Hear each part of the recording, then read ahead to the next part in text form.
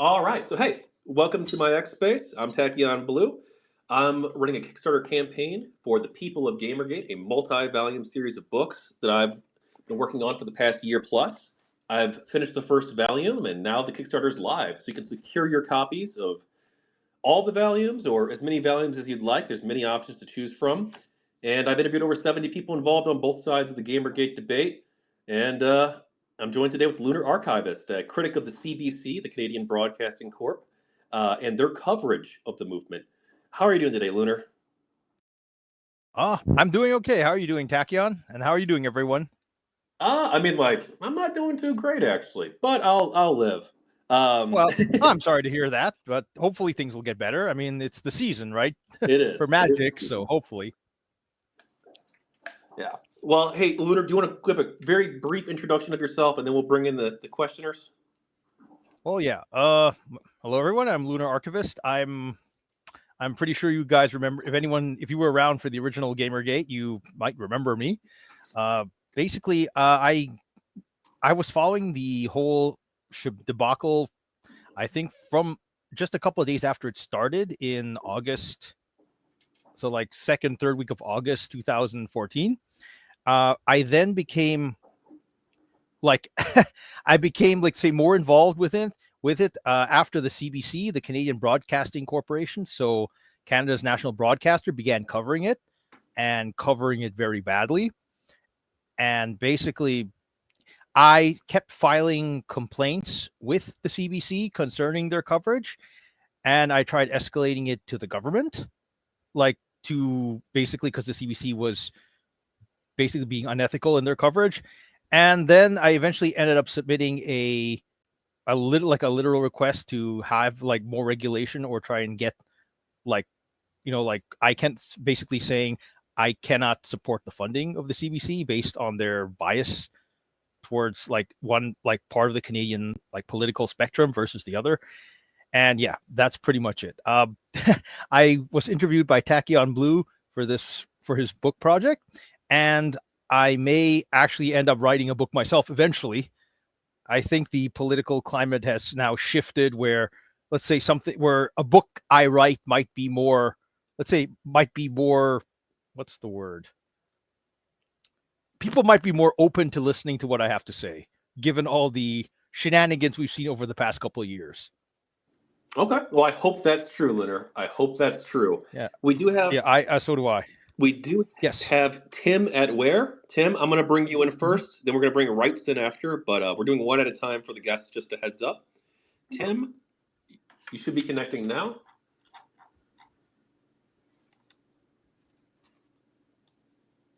Hey, Tim, what do you got for us?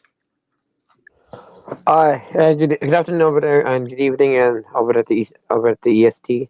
I'm actually a Twitter mutual of Lunar Archivist for like I don't know, like since 2018, 2019, I believe, or later. Oh man, I've witnessed so many things that would drive people insane. Yeah, And I can relate. okay, let's see. I know. Oh, Kefals is hiding here in the San Gabriel Valley here in California. Basically, he secretly got like a UK citizenship. I know since Canada is like a former British colony and Kefals is Canadian. It's possible for a Canadian to get a UK citizenship easily if they got fast tracked by anyone from the royal family, correct? um, I'm not. I'm not completely familiar with how you get citizenship. I do have a dual citizenship, but that's a bit more complicated. Yeah, I know, but like I think the I think like Kefals got his UK citizenship or dual citizenship since he's like Canadian. hmm Yeah, I would imagine it's probably easier to get like, let's say, an extra citizenship for one of the, let's say, one of the colonies, quote unquote. Given like like Canada, New Zealand, Yeah. Australia. hmm I'm guessing it would probably be easier to do than certain other things. Yeah, that and also I think like since I Prince Andy's secretly hiding here in LA, so and he actually he harbors that's a wanker's name again? Yeah, Jimmy Savile, like the BBC pedophile. I'm sorry. I'm sorry. Could you repeat that part? I didn't quite get you. Okay, I repeat. Jimmy Savile faked his death and is actually secretly living with Prince Andrew somewhere within LA. Ooh, that's Okay. that's pretty deep. So do you have any GamerGate questions? Oh, let's see. I know, like, okay, I actually observed GamerGate, but I could not do anything because you know what?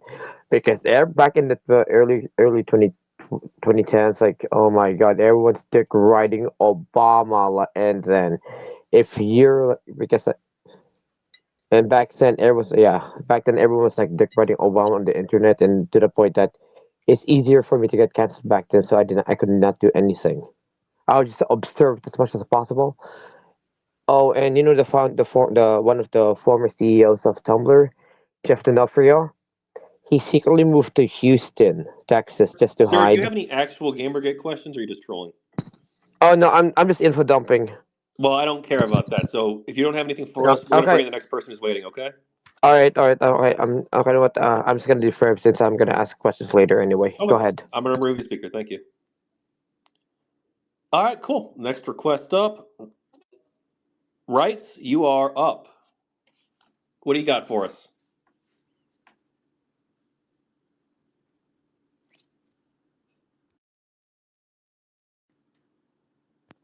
Hey, can you hear us?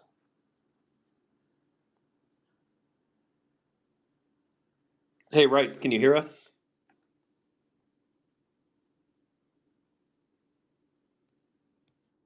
Hello.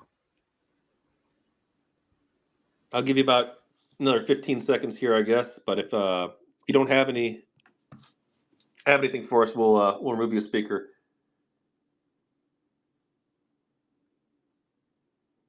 Hello? Okay. All right. Well, if you get your system working later, go ahead and post a tweet on the replies and then let us know, okay?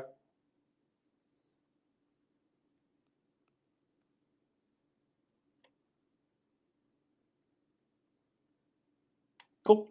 All right. Well, hey, I guess it's just you and me talking for a little bit here while people fill in. So, Lunar, what's been going on with you?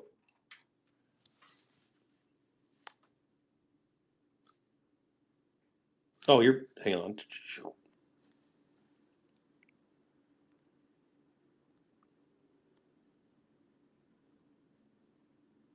Lunar is just having some technical issues. Sorry so far, guys.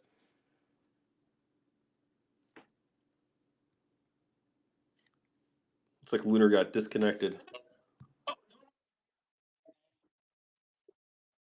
What's all disappeared for a second there. No.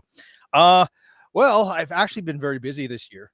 Um that's kind of why like it's taken me, and I'm apologize for that. It's taken me so long to try and get around to your questionnaire. It's just I have been so ridiculously busy this year, despite the Western video game industry seemingly going down the tubes. It's I'm happy to say that like my let's say my work has been pretty constant, if not a bit like all consuming. Let's put it that way. Um, I've been keeping very busy, so working on new games, working on like upcoming games that I'm sure some of you have heard of, so, but which I can't disclose any details about. Yeah, mostly that, and just keeping an eye on how crazy things are getting in the industry. Well, what's the craziest thing you've seen so far? From what's it called in general, like so from the rest of this year, I like without getting into too many details, like I'm kind of surprised how basically it seems like everyone, like every major developer is like pulling a Rachel Zegler. Like they just keep like shooting their mouths off and basically sinking their projects by getting on the fans' bad side, and they just keep doing it. And even if they're like, how to put it, even if their projects are worthwhile or not nearly as, let's say, seemingly woke, quote unquote, as they might end up being, they're just like wrecking their chances by making a horrible first impression. And I'm really shocked by how they just keep doing it and thinking it's a good idea. Like, I'm pretty sure you know what I mean, right? No, what specifically? Well, I mean, what is it like? The stuff with, I don't know, like I'm trying to think what would be a good example. Like, the stuff with like Neil Druckmann and Intergalactic, for example. How some people have been criticizing the character. Yeah, it's just like basically what happens is that you have, you have a controversial take, or let's say, like we're kind of in a weird position right now where, like I think, and some people are probably give me flack for this. Basically, I think the pendulum has shifted a little, like is shifting back really hard. So, and like people have been attacked so much and accused so much of bigotry just because they disagree with like say questionable creative decisions in so many fandoms, that now people are kind of jumping at shadows a bit. And I think it would be best if let's say if certain companies kind of toned it down a bit, to try and give their games a better shot of succeeding, instead of like having people just like say, nope, this is, just people just like, like, how do I put it? Like basically just writing it off right off the top, not even bothering to give it a shot because it just looks woke, or someone like in the production or the art or the writing team said the wrong thing. Oh, yeah. So in your view, do you think that Yeah. we're seeing sort of peak wokeness in terms of games themselves? Oh, that's a good question. I mean, I was looking at, I think I was watching an episode of Side Scrollers recently. They pointed out like something like Intergalactic, right? That was basically, that's the culmination of 4 years of work, right? So this kind of production on that game started around peak wokeness, like around 2020, and it's taken 4 years to get here. So basically, let's say politically and content wise, it's stuck in 2020, and things have kind of shifted since then. So now it's just like, it's kind of like out of its proper time. Let's put it that way. So yeah, I think it's a very complicated. I think that it's going to take, as someone said, it's going to take a couple years for the stuff that was in the woke pipeline to kind of make its way out. So I would say that whatever comes now where they explicitly try and avoid wokeness is probably going to it's probably going to take another like maybe 2-3 years to kind of flush it from the system. And then it's going to go back to normal, relatively speaking. But yeah, I think we're basically, it's dying, but it's like dying slowly. Let's put it that way. Okay. Now, in my opinion, I agree. I don't know about wokeness in gaming in terms of the games. I think that wokeness, like in society at large, though, is dying. I think that gaming will sort of naturally follow that. I agree. Like basically, someone said like gaming was the first to notice, and it's probably going to be the last to end.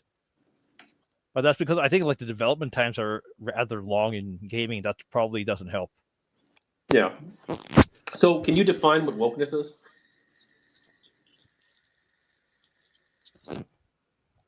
Oof, that's a very good question.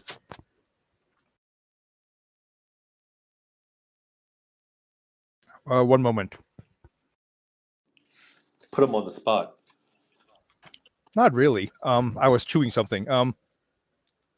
I think wokeness is how to put it. It's like I would put it as a hypersensitivity towards social, like what's called.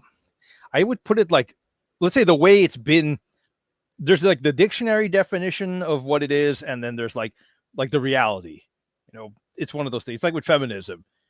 You purport to be equality for like pushing for equality, equal rights for women, but then you see the way the current wave is, it's kind of really about misandry and like punishing men and whatnot.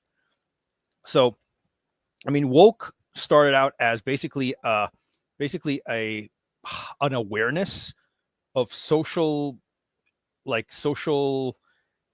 is it?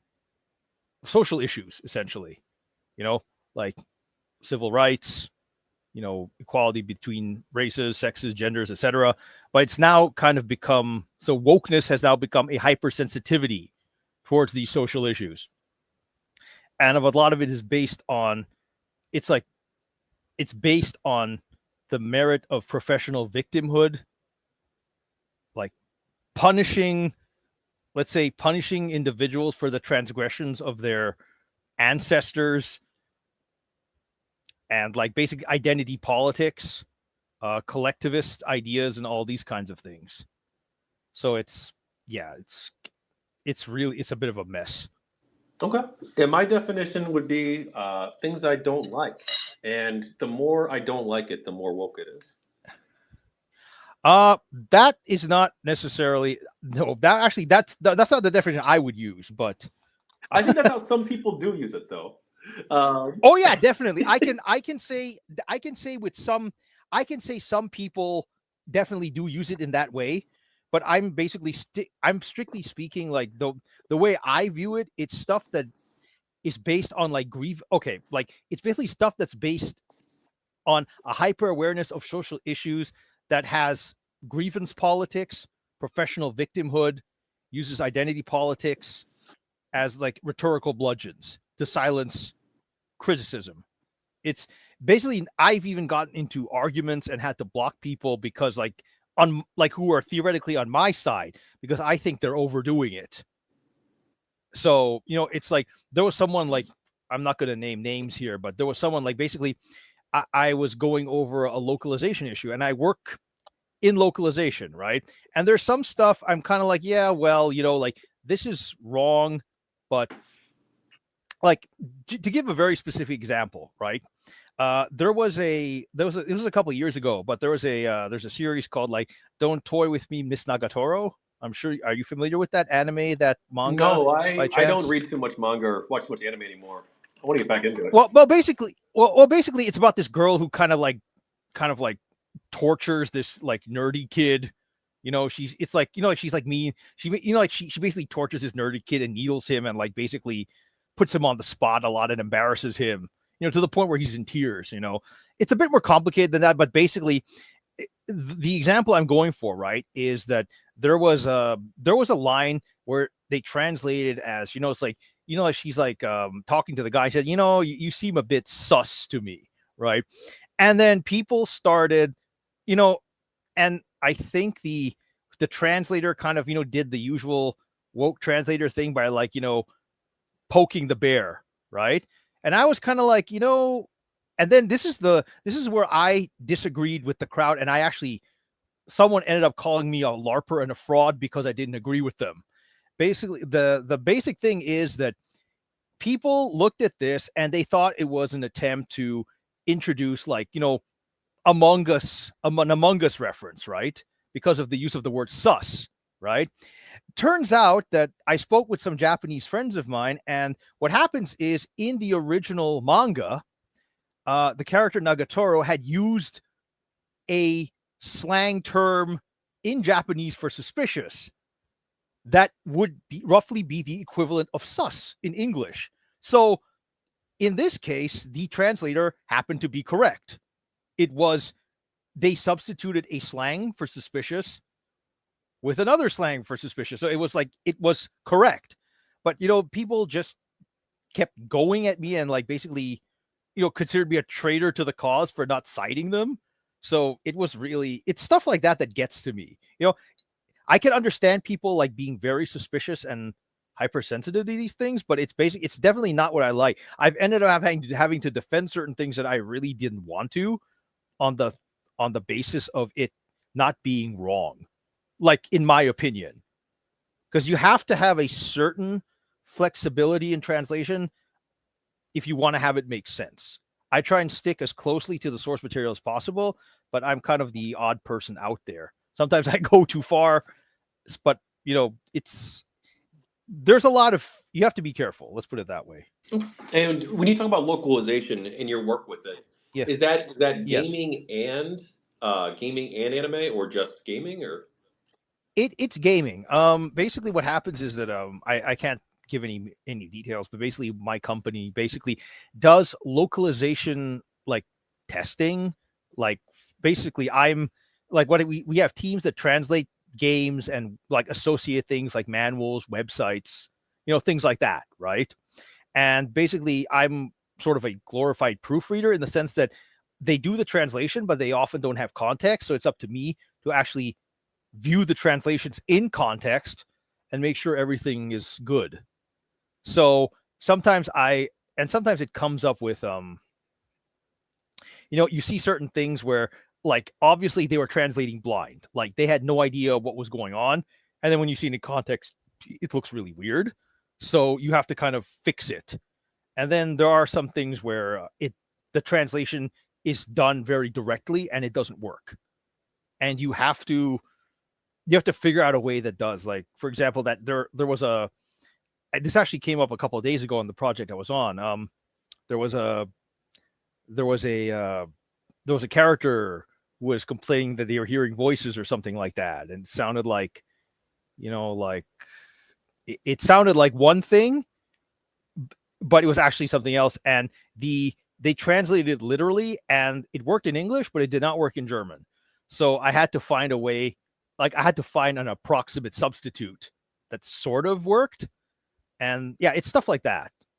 You can't always do a one-to-one. Like, if you want, that's one thing I've actually been accused of in the past. Like, I translate, sometimes my stuff sounds a bit stiff because I try and stick to the original as closely as possible, but sometimes it's not always the best thing. So a few liberties are okay. Okay. And just a heads up, if people have questions for us, you can request to speak and we'll drag you in one at a time. Hey, Damien, by the way. Sorry. Hey, Damien, I just saw you there. Hey, Damien, good to see you. We got Damien, Porcelain, Noah's Arachnid. See some old names here for sure. So I guess if I had to give a definition of wokeness, and this is on the spot, mind you, I'm not like, I don't talk about like wokeness a huge amount. I'm not as involved with the culture war stuff. But if I had to give a definition, it would be something along the lines of, at least for me, an illiberal ideology that prioritizes identity over traditional liberal values or neutral institutions or um, neutral like a rules-based approach to politics or society or cultural topics. So like normally, like I don't know about normally, but like people presumably should within a free society, a democratic society, have like some degree of respect for the rule of law, for freedom of speech, for the rights of other people. Um, but this ideology, what do you call it, wokeness or social justice warriors or whatever, they don't want to name themselves anything, it seems. But it's like all kind of the same thing of people who want to engage in censorship because they perceive it to be for the greater good, or like kangaroo courts on college campuses in some cases, right? Things like this, that they want to throw out the normal rules-based order and replace it with something that is biased towards a particular direction, their direction. Yeah, it's basically, no, I actually, oh crap, hold on, where is it? Sorry. Oh boy. Why does this keep happening to me? Hold on. Sorry, the thing that, oh, sorry.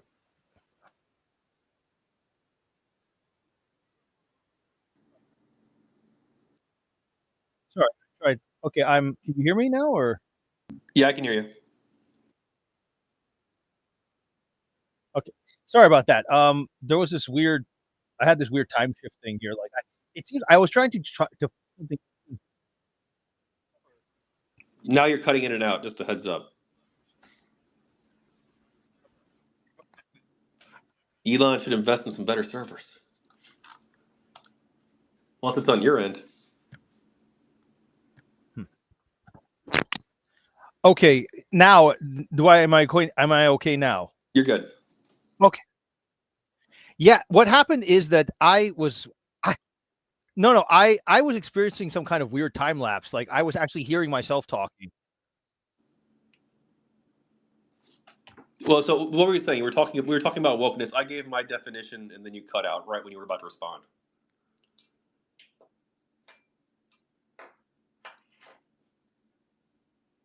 Oh, Are you cutting in and out again?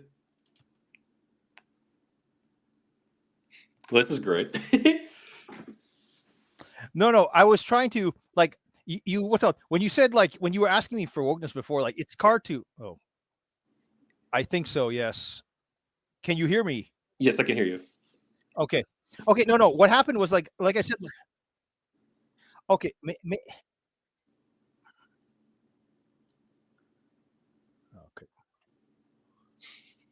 You're cucking the content, Lunar. Stop.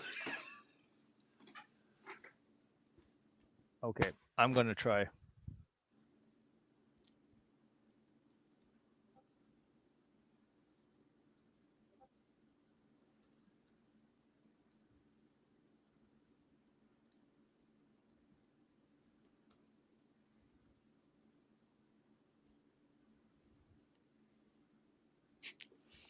I see the laughs in the chat. Yes. Well, I could. Go ahead. Are you ready? Okay. I'm back. I hope. Am I? I'm getting through now, right? Yes. Okay. No, I'm really sorry. Yeah. I'm really sorry about that. What happened is that, as I was saying, I was experiencing some weird. No, I'm. Oh.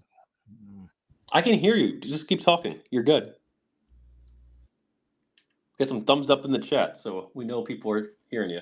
Okay. Okay. Let me try something. I'll be right back. You're coming through fine. All right, I'm going to bring the troll guy back in. He claims he's got a GamerGate question, but I'm bored, so I'll give him one more chance. All right, this is your last chance, PsyOp. Oh, sorry. Okay. Sorry. I turned off my mic. So okay, I'm gonna start asking questions now. Is it a Okay. GamerGate one? Yes.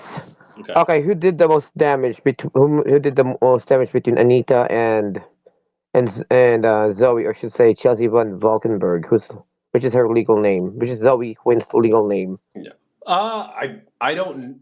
Who did more damage? Like in what way? Like in terms of human beings, probably Zoe Quinn. Okay. Okay. How about like the gaming landscape altogether? The gaming landscape? I don't know. I know that like Anita Sarkeesian's like quote unquote like her ideas were more discussed, and she also did influence some games, right? Because she was hired on as a consultant, and I think her ideas, insofar as she had ideas that she was putting out there, I mean she did, right? I just disagree with them, I guess, but I think that she was maybe dishonest in how she approached some things, but I think that those ideas probably had more influence in terms of like direct gaming stuff. But in terms of like a lack of ethics in the gaming industry, probably like Zoe Quinn, because Oh yeah. God, that bitch! I swear to God, like What? Zoe's like public. Okay. No, I know because like she's All from right. New York. He's gone. Yeah, I knew he was gonna troll us, but at least make it a funny one. All right, Lunar.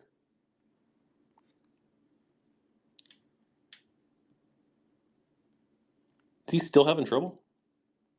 God, I'm so sorry for the content being so awful right now.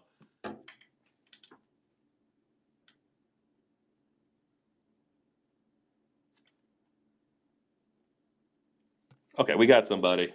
Wagga Wagga, or Wagga Nawa, I mean. Bringing you in. All right, Wagga, you're live. What's up? I'm Waganawa Megumin. So the questions have to be specifically about GamerGate, right? Not Because there's necessarily. You can ask me about whatever you want. I was giving that guy a hard time because he was going on way off topic on him. okay. So I did hear something concerning the wokeness bit. I think the concept of wokeness can be more succinctly be described in three terms. One to subvert normal societal behavior. Two, to subvert the free and democratic order. And three, to essentially destroy everything no matter what. These guys have no morals. Like I forget what it was that Lunar had said earlier about what entails wokeness. There was a specific phrase he said that I'm sorry, I'm blanking right now. Okay, I'm back, and hopefully everything's working properly again. I'm very sorry for the ridiculous things that happened. But just to help you out, I was trying to find my definition of woke that I actually wrote out. But like it's hard to remember the exact formulation. But my definition for wokeness was a socio-philosophical ideology characterized by the idolatry of identity and grievance politics, victimhood, subjective truths, and communist, socialist, and collectivist values that is generally anti-Western, anti-white, anti-intellectual, and anti-individualist in nature, which is that's kind of my definition of it, because that's what Tachyon was getting into. Like basically it seems like they just want to tear society down and replace it with something else. That is their express purpose. And the reason I would say that is every time that these guys have protests, like in the 2019, it was the alphabet stuff. A little more recently was Black Lives Matter, and even a little bit more recently was the Free Palestine. It doesn't matter what cause they rally around. These types just want to see the end of the free and liberal society we have in the West. Yeah, well, that's perhaps true of them. Though I do want to be a little more cautious. Like you mentioned, like protests, for instance, right? Like I don't think that everyone who participated in like a BLM protest is advocating for that. Like the people who were, leaders, quote unquote, I think that a lot of them were, or they were scammers, basically, really. Scammers who used that ideology to fleece their followers. But I don't think that I don't think that the millions of people on the street were like, oh yeah, I can't wait to destroy the Constitution and liberal democracy. Uh, no, I beg to differ only because I've seen I postings on X purporting to show evidence of communications between these types. I think they're the types that go around from protest to actually start stuff. I don't necessarily want to paint everyone with a broad brush, Sure. given that some may sincerely believe in the cause that they believe in and they think it's noble. It's just, to put it another way, you have these people that on X have been shown to be shit stirrers, and the only thing that they are there for is to start shit. That's the only way I can phrase it, really. So, in a way, they are the ones who do wake up and say, they don't say exactly, but they're the ones who wake up and basically want to do everything they can to tear down society. So, I think those people exist. Well, I think people like that do exist. I would just be, yeah, like you said, just be careful not to paint with like a huge broad brush. Though I do want to ask you, said you had a three-part definition, Waga. Just call Subvert. me Megumin. I'm sorry, Just call me Megumin. It's my profile picture Megumin. Okay, from all Posting right. Book. So you said destroy everything, subvert the democratic order. Like those two, I don't know if they're even controversial really necessarily. Maybe they destroy everything because like they would frame it differently, right? They would say that they're destroying like hierarchical institutions that are unjust and replacing them with new ones. But like, so I guess they might go with that. But subvert normal behavior. Like, what does that mean?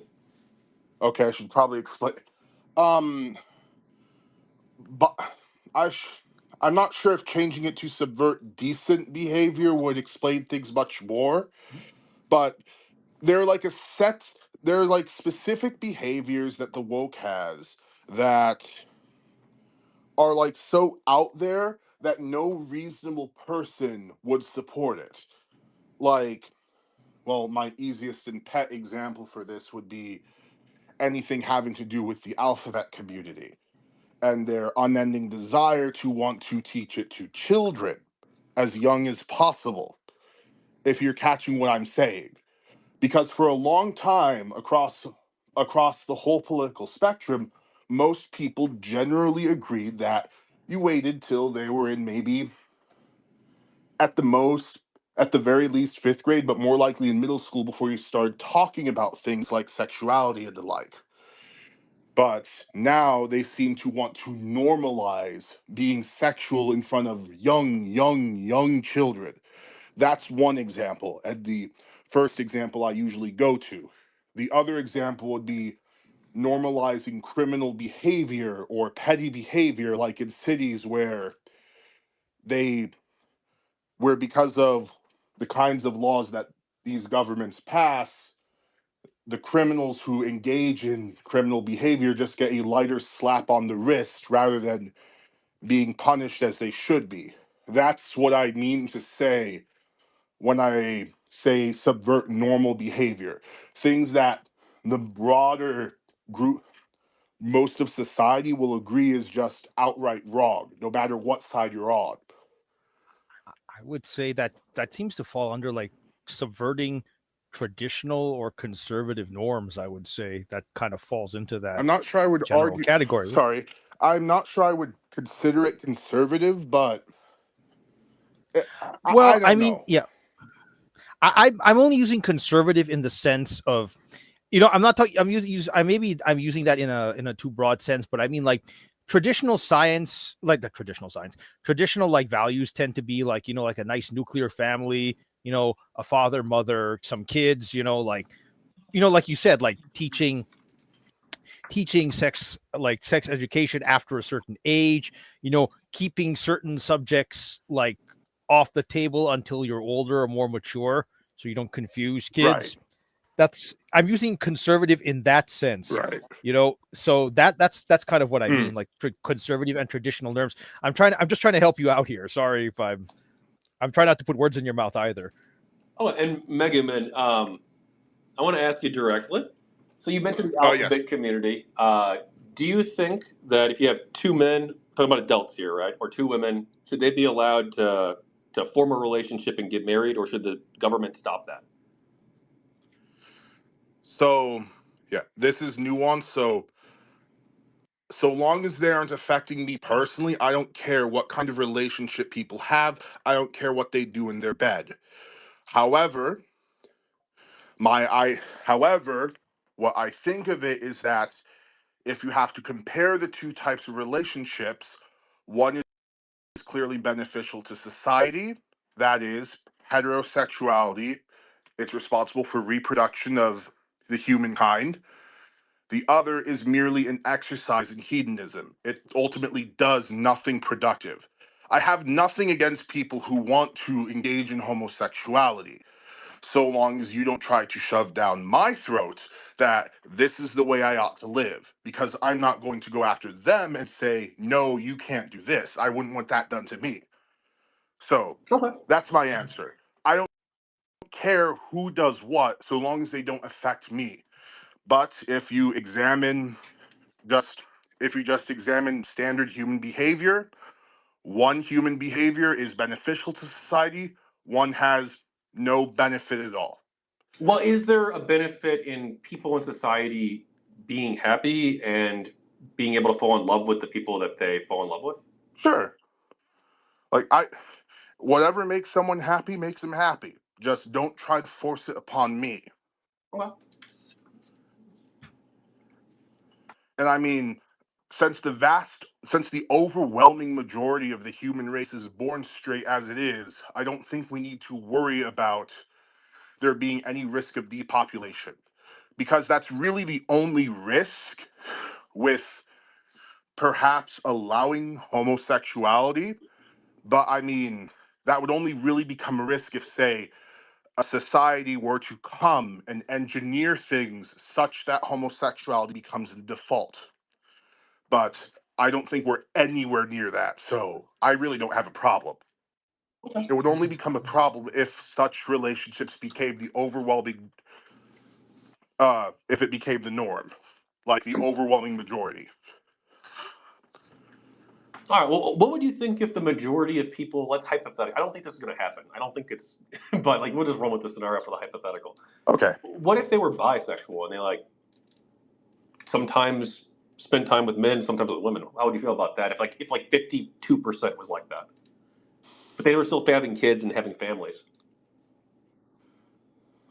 Hold on. So are you saying these people already have families, but they still want to Yeah, they're go? either it could be in any number of ways, right? It could be that like maybe in their 20s they have like a gay relationship, but then when they get older, they decide to get married and have kids, and more like a man and woman relationship.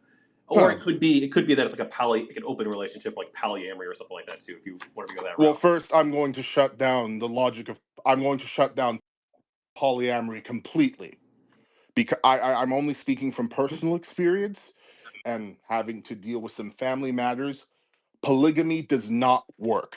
It is going to inevitably create divides between the people involved. So, as far as that's concerned, I don't agree with bisexuality as an excuse to engage in polygamy, because most of the time I hear bisexual thrown around by someone, it's usually those people who just want to not be faithful to one partner. However, sorry, let me catch my breath. I'm not used to speaking like this too much. You're fine. Okay. Now, if we're talking about strictly monogamous relationships, I'm honestly not sure how I would feel, because I mean, at some point in that situation, I guess the person gets with the opposite sex and then brings a child into the world, so it's still fulfilling the purpose of repopulating the planet. But I mean, then if you bring a child into the world, you need to raise it, and so you need to be faithful to your partner in order for that to happen, since the child deserves a stable family.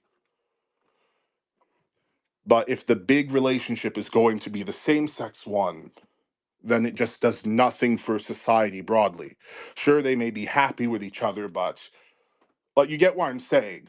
There's nothing wrong with it at the individual level, but the more and more people decide to go the route of not doing what is needed to keep the human race alive, then that spells problems, regardless of whether or not they're happy in their own lives. Does this make sense? No, yeah, I think I completely understand. You're talking purely in terms of your personal viewpoint, not forcing on other people, but you would be concerned if we started to see like massive population decline and like 70% of the country or 50% of the country or some huge percent was not having kids. Yes. Right.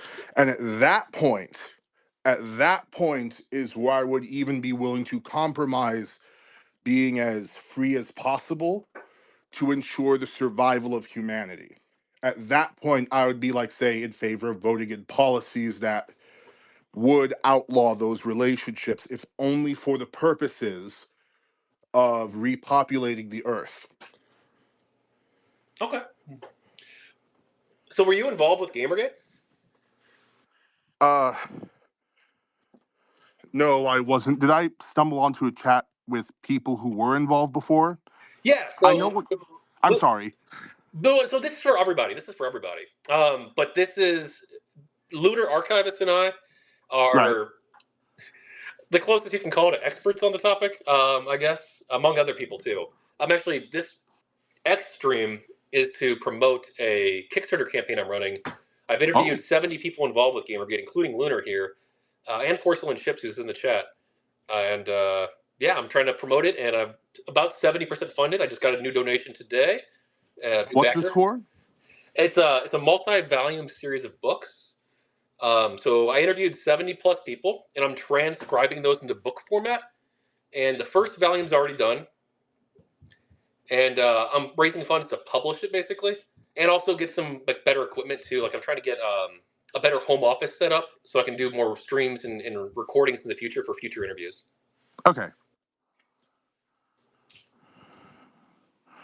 Okay, yeah, I think I see the link for your kicks. Yeah, I don't have anything I can give right now, but it looks interesting, so I might give to it. I might give to it in the future when I have a little more money. Yeah, absolutely. And it goes until 7 a.m. EST on January 8th. So got plenty of time. And you wouldn't get billed until after the Kickstarter succeeds, if it succeeds, which I think it will. Oh, okay. Yeah. Sorry for taking up your No, you're time. fine. But We're doing to take callers. So everyone's welcome pretty much. no, but I know what I know what GamerGate is. It's just I was like, for a second there. If you were looking for people who were strictly involved in it, or I I just opened up the space, saw Lunar Archivist was showing something, and that's that. No, that's cool. That's what we want. We want more people who are familiar with it or not familiar with it, and they want to learn more, or they want to chat, or they want to just hang out for a little bit. Okay, well, I'm going to shut up now because I think I'm taking up too much time, and I guess some other people would probably want to ask questions. Yeah, if we have anyone else who wants to put in a request, I'll go ahead and remove you as speaker, but if you got something for us later, feel free to request again, okay? All right, thanks, man. And feel free to ask questions, as always. Yeah, of course. All right, thank you. All right, Lunar. So, Christmas is coming up. You got any big plans? I just started my Christmas vacation, so I'm basically trying to like clean up like a year's worth of mess and other things, and like set up the decorations and the tree and stuff. So yeah, just that going. What about you? Not too much. I'm not decorating myself, but I'm going to visit my parents and probably some other family too, and that's about it. Really, nothing too special. Other than that, I'm promoting the Kickstarter campaign. I'm doing spaces, the media interviews, AMAs, all that stuff during the period. That sounds great though. I mean, like, I'm sure there's like, like there's like dinner, like Christmas dinner with families. You got turkey or I guess whatever chicken. I don't know. Sounds, and the tree's going to be up somewhere, so that sounds nice. So, in Canada, do you do anything different from us Americans in terms of Christmas? I don't think we do. I mean, I live in Quebec, so there's like the French component there. You have like French Christmas carols on the, on the radio and stuff like that. But nothing. I think we're pretty similar in that sense. Okay, probably. I think the cultures are pretty similar for the most part, right? I mean, there's obviously differences, right? I think Americans probably are a little bit more pro-gun and things like that. But oh yeah, definitely. I mean, I have like dual citizenship, so I have like in a European country, and I know that in a German-speaking European country, and they do certain things differently there. Like, I mean, not to bring the latest tragedy, but like those. There was that guy who went crazy earlier today and drove his car into that that Christmas market. Tragic. That heart goes out to the store. Yeah, that's a horrible thing. But I mean, like, that's kind of like that's one of those things that you don't really see. In my opinion, anyways, you don't really see here outside of maybe like some of like the more rural areas, like Vermont, like stuff like that. Like if you're like in Germany or Switzerland or Austria or like the Principality of Liechtenstein, that kind of area, you have like the Christmas markets where people basically hang out in like these open air things. They dance, they drink, they eat like hot food outside. It's kind of like like a Christmas time barbecue type thing where you have like like sausages cooking and beer and like warm like basically like warm eggnog, that kind of stuff all out there. So it's a different thing. They don't really do that here, but yeah, there's that. Yeah, we do have some Christmas markets here in the U.S. for sure. Like I know in St. Louis, there's a couple of them, but it's not as big of a thing, I don't think, as it is in Europe, at least from what I hear. Yeah, it's kind of like usually like Christmas. I don't know how it is in the US, but like the Christmas markets are usually like like a 1 day or 2 day thing, but in Europe they kind of go on for a little while. So it kind of depends. But yeah, it's an interesting thing. It's one of those differences. Do you think torrential downpour was successful? That's way off topic, I know, but or way off topic from Christmas, but I think I thought it was at the time, but some people have challenged me on that. They think that localization in gaming hasn't gotten better. I thought it did, at least after torrential downpour for a while. But what's your take? It's kind of hard to say. Like, I mean, torrential downpour did bring awareness to the subject, but I have to say that a lot of people have a gross misunderstanding of. Let me put it this way. This is something that I'm kind of like more of a grunt level. So like at the bottom. So, my familiarity with what goes on at the top is kind of limited, right? But what I can tell you from my personal experience in localization, and I've been in localization for a very long time. Like I started in like 2006. So I've been in this for a very long time. And what I can tell you is that based on what I know on how things work, okay, the only way that, like these, well, let's call them vocalizers for lack of a thing, the only way this kind of stuff can get through is if you've got people on the top kind of like, how do I put it? You got people on the top supporting this, or at least looking the other way. I can give you a couple examples if you want. Yeah. Okay, let me put it this way. I helped work on like a Resident Evil 4 remake, right? And what Capcom wanted to do was to keep the experience as close to the original Resident Evil 4 as possible, right? But I kept noticing all these mistakes, right? Like in the translation, like from like 20 years ago, right? That were kind of like, confusing or outright wrong. And I had to try and and then, I said, well, can we correct this? And they're like, well, wait a second, like Capcom wants to keep this authentic. So all the changes you're going to make, you have to justify, right? Before we start letting you mess around with the text. And I'm like, okay, well, there's that, right? So for example, like there's a bit where I think where Leon and Luis meet for the first time, right? And I think the dub dialogue, something like that, like I think Luis guesses who Leon is, and Leon says that's a pretty good guess. How do you know that? And Luis says psychic powers, right? That he says something like that, and the German translation was intuition, and I'm like, yeah, that's off, but but what I said is that this is one of those things where you have to kind of grit your teeth. I'm like, well, I'm trying to get Capcom to fix the bigger problems. So I'm like, do I really want to go for this, right? Do I want to nitpick this thing? Because it's like you're ascribing it to a higher power. So I'm like, okay, well, I'll let this one go. Okay. But there's other stuff I did try and fix, like, for example, I think there was a time I think the midget, I forget his name now, in the game, right? You saying I'm sending my left hand after you, and Leon says your left hand comes off, and I think the German was something I'm sending my men to kill you, and Leon's like, oh really? And I'm like, well, that's really off, especially since there's a trophy achievement that uses the left hand reference. So I'm like, I'll fix that. And every single edit I tried to make, and I think I tried making 20, 30 edits. I had to send it to Cap. We had to send it to Cap. I had to write up an explanation of why it was wrong. It had to be sent to Capcom. Capcom had to look it over and sign off on it, and then say, okay, you can make the change. And this is kind of a long example of this. This is what I mean. I don't know how the people on Twitter, the loudmouth vocalizers on Twitter, get away with it.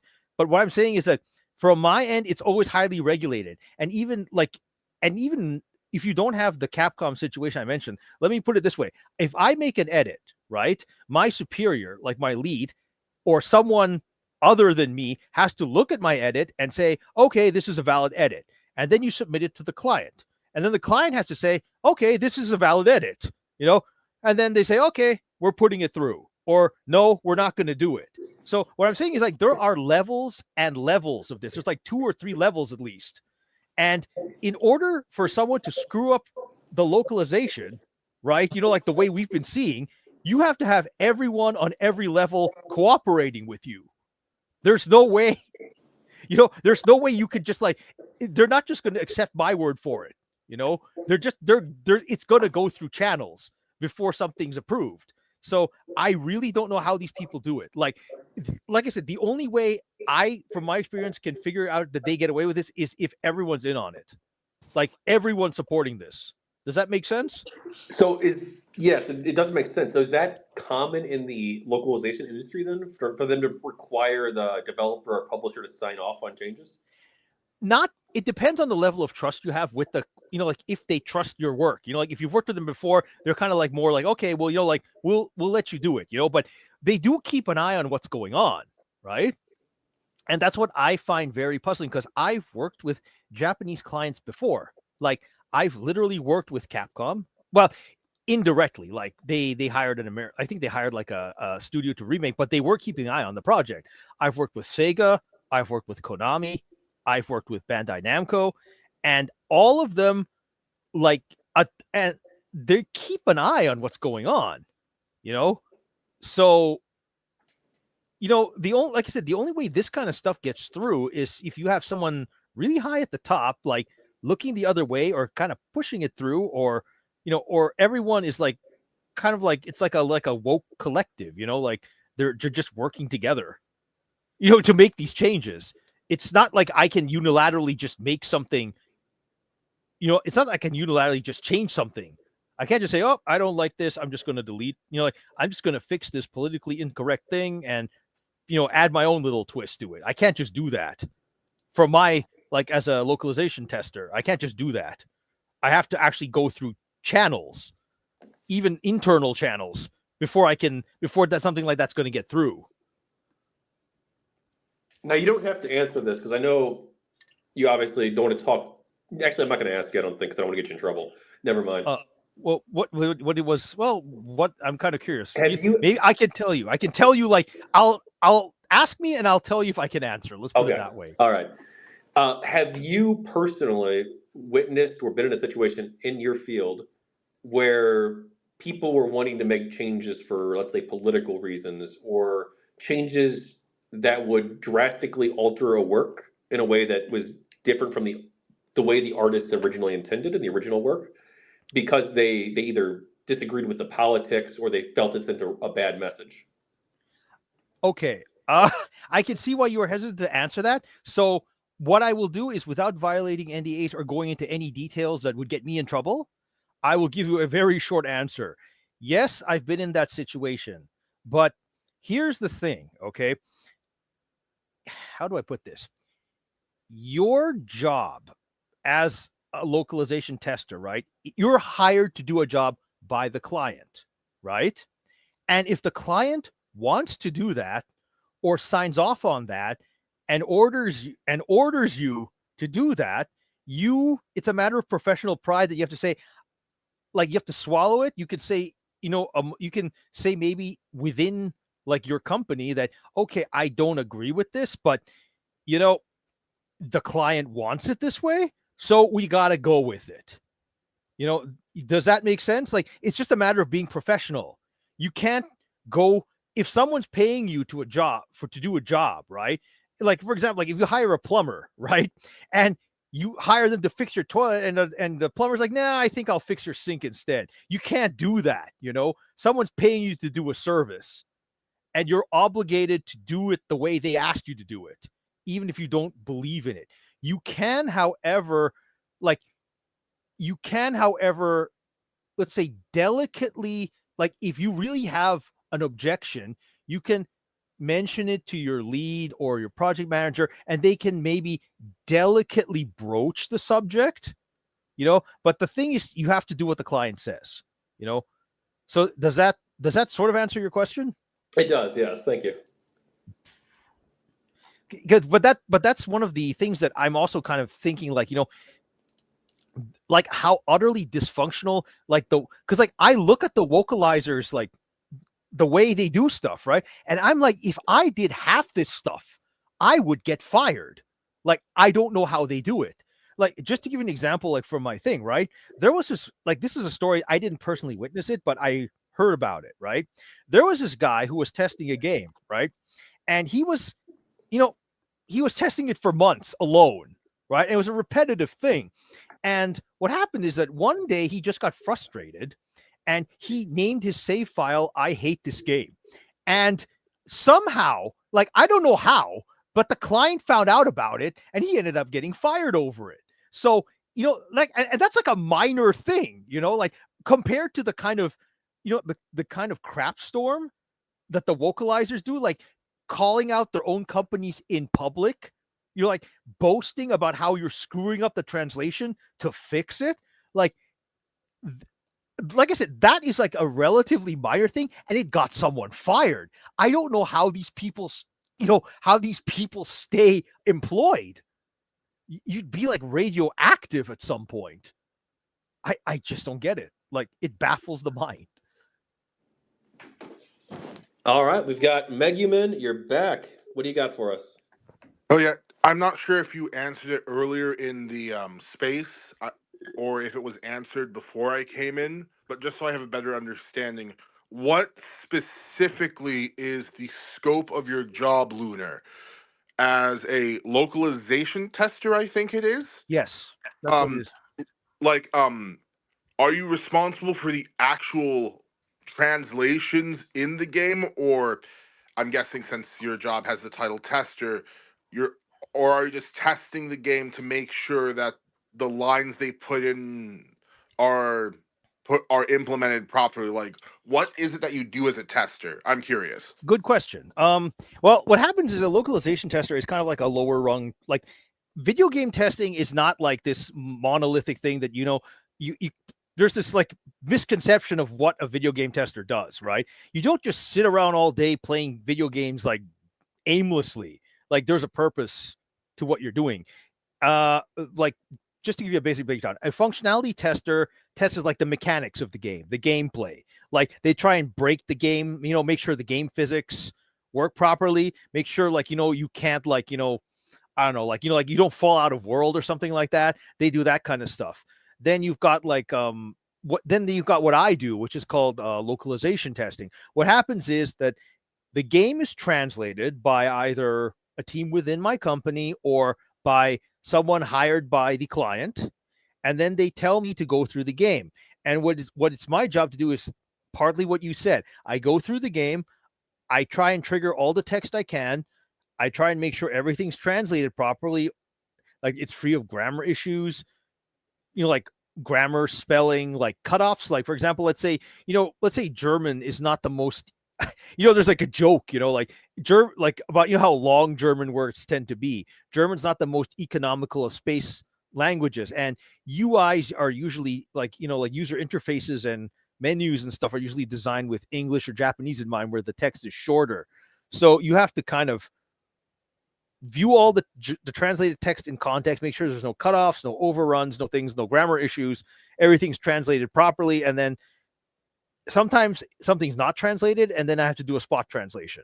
That does happen. On occasion, I am actually asked to translate certain things, but it's usually not like a huge chunk of text. It's like maybe a couple sentences here and there. So, Yeah. sorry for interrupting. So, just to No. clarify, Yeah. Sorry. Yeah. No. I'm just like well, to put it bluntly, like I'm more of an editor / proofreader, but I do. Okay. Yeah, so that's sort of like, if you want to really boil it down, that's kind of my job. But I do translate on occasion. It really depends on like what's required. But you're only making sure that the script has been implemented into the game properly. You generally don't have any influence as to the content of the script. Oh, I definitely do. Like, Oh, if something's well, I mean, I do have a certain level of thing. Like, for example, if I notice like something's translated wrong, I correct it myself.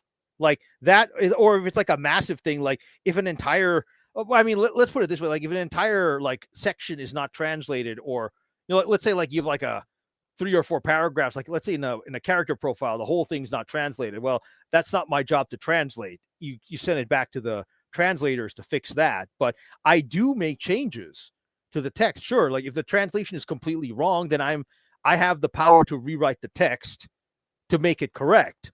But then again, like everything I do, like I said, all the changes, if I make changes of this magnitude, I always have to leave a comment. Like for example, like let's say they translate I don't know,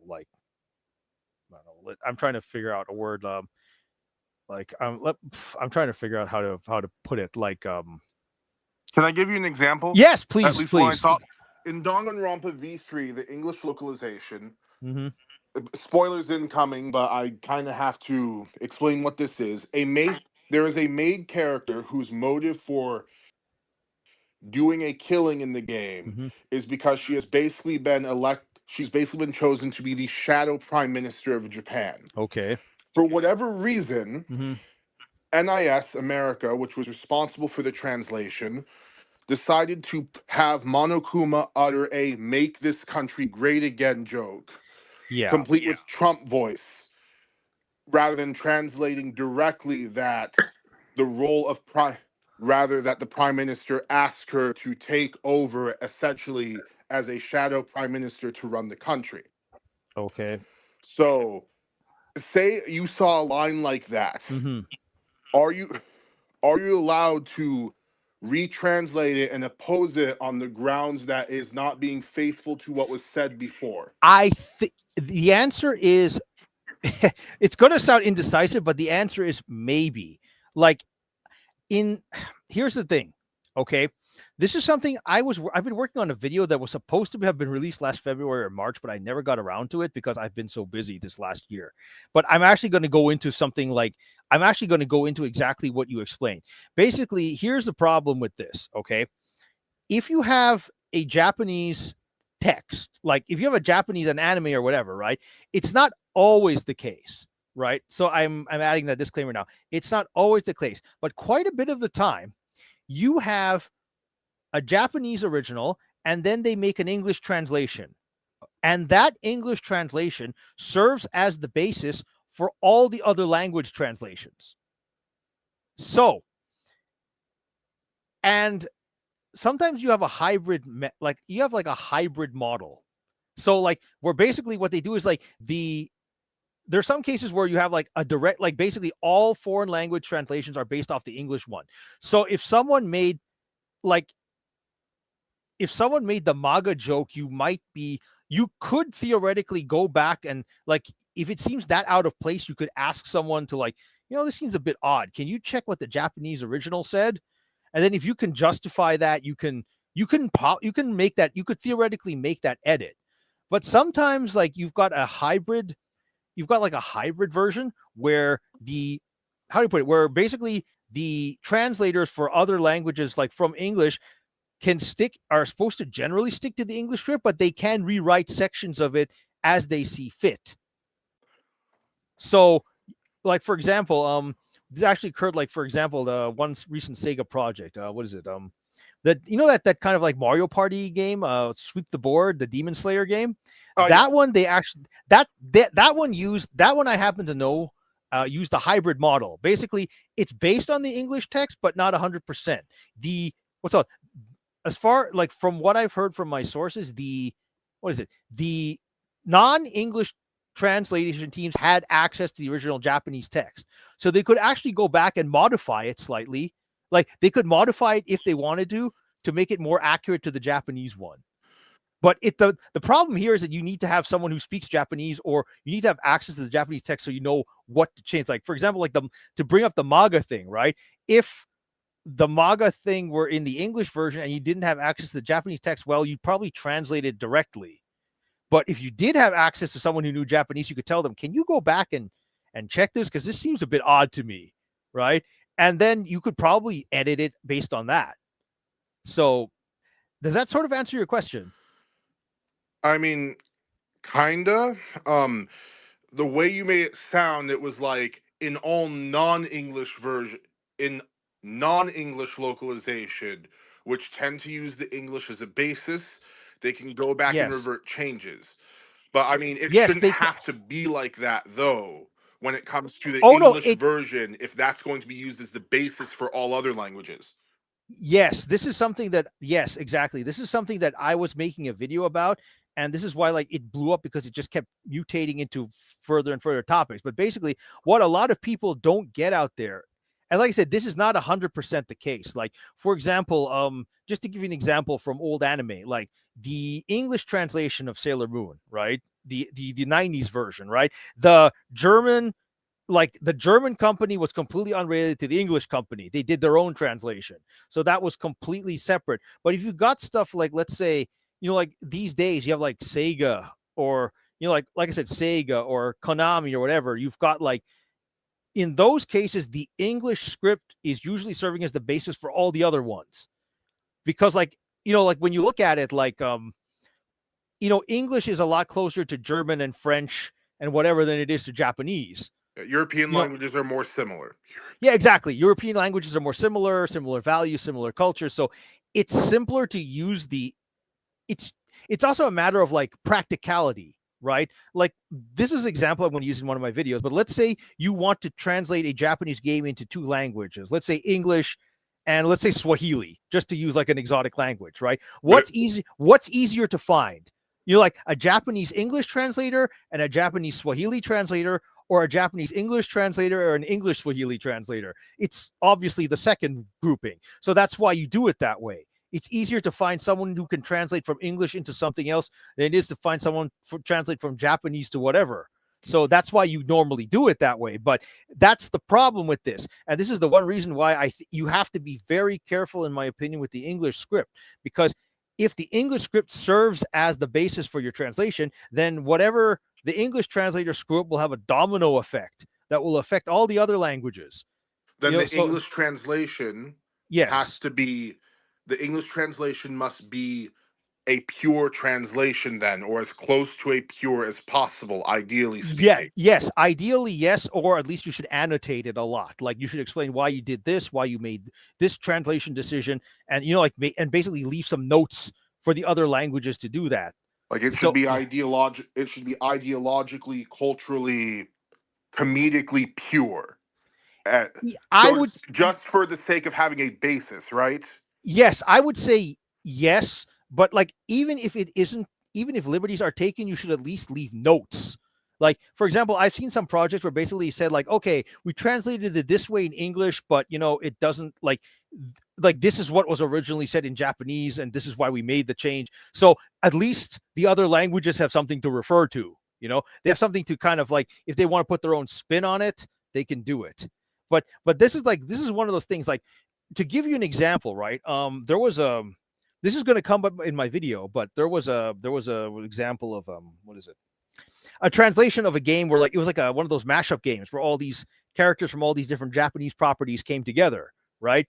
And there was a line by Ichigo from Bleach, right, where he says, like, in the original Japanese, he says something like, I have to become a Shinigami to protect my younger sisters, right? And then I think it was Hiei from Yu Yu Hakusho, who has like a little bit of a sister problem, mentions sister, he responds to Ichigo's statement, right? And that was fine in Japanese. But what happens is that in English, which serves as the basis for the other scripts, they translated sisters as siblings. And that worked. But then, like, the problem was that Ichigo's, like, sister comment didn't seem to work quite as well, because it was like the sisters was no longer there. So then you got one deviation. But the problem came in other languages, because in Spanish, they translated siblings as brothers, or at least they translated in such a way that it could be interpreted as a male and a female sibling, or two male siblings, but not two female siblings. So it broke the translation.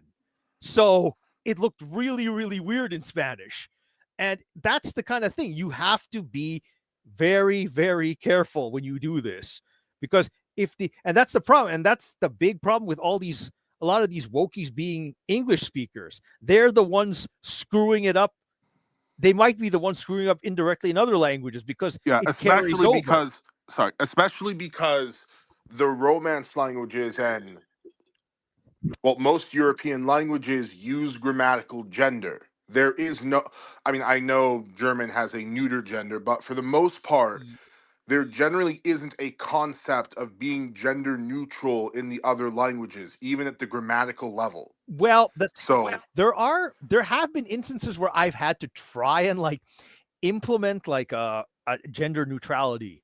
So oh Christ. No, but this is like, there have been some cases where I've actually had to use the neo pronouns and things, but like, there's this, it gets weird. But there was like sometimes it can be fun if it gets creative. Like, for example, I worked on a game called what is it?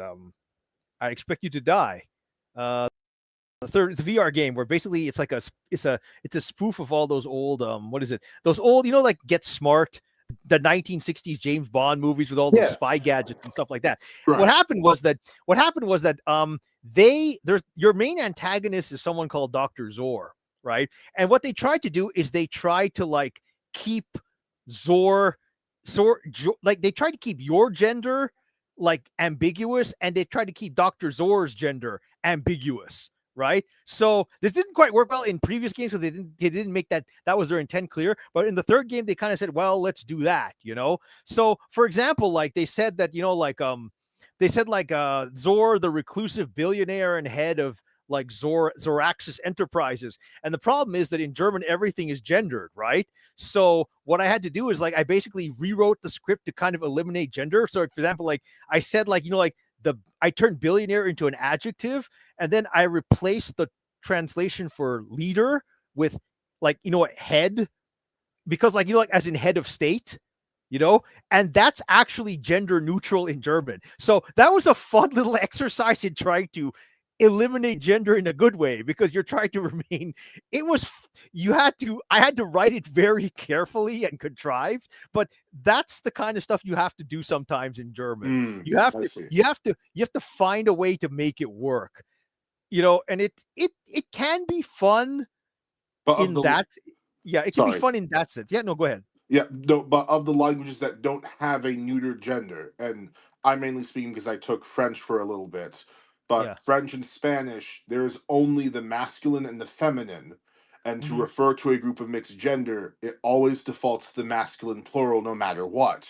And Exactly. That, I've heard yeah. stories of some localizations, like say in the world of video games, the Spider-Man 2 Spanish localization forcing these new gender neutral forms that are only spoken amongst activists in the Spanish language. Or Yes, yes, I heard about that too. or in the world of cartoons, there was an adaptation of a girls cartoon called Monster High, where in French and Spanish they also forced the same woke speak in their in localizing that show. Yeah. It's just like a blatant disregard for the languages that you're translating it. Yeah, it's that kind of stuff is a bit that stuff gets really really complicated. Like, the thing is, like, your hands are kind of tied there, because like this gets back to your earlier question though, like you can't, like, let's put it this way, if the like the use of gender neutral language gets too unnatural and crazy, okay, you can actually tell you can actually speak to the higher ups on your project. And you can say like, look, this is, I know what they're trying to do here, but this isn't working. You know, you could say that, like, this is absolutely not working. Can we like not do this? You can actually, what you can try and, you know, you can make your objection, like, no, like you can make your objection known, but Okay, whether or so not, yeah, sorry, I keep interrupting, but for an no, example, right? mm-hmm, mm-hmm, So I'm sure you might have heard about like some manga translations uh, pushing the use of the word partners to refer to what would ordinarily be a boyfriend or a girlfriend, because that would be the gender neutral term. So mm-hmm, what you're describing is, if I were in your position, then I could note the use of that, go to the higher ups and say something like, I see what they're doing here. They're trying to eliminate the use of the word girlfriend and boyfriend, mm-hmm, like if we're talking about a romantic partner. mm-hmm. And this is going to cause problems because once you translate it into these other languages which enforce use of grammatical gender, it's only Yeah, going to create more problems down the line. You're saying I could do something like that if I were in yeah, your like, position. yes, it you can theoretically flag if something is really going to mess up the translation. Like, you can theoretically flag it and make your objection known, but basically, you know, let's say you have to make your argument, right? You know, like, you're as good as, like, your likelihood of succeeding is as good as the argument you try and make.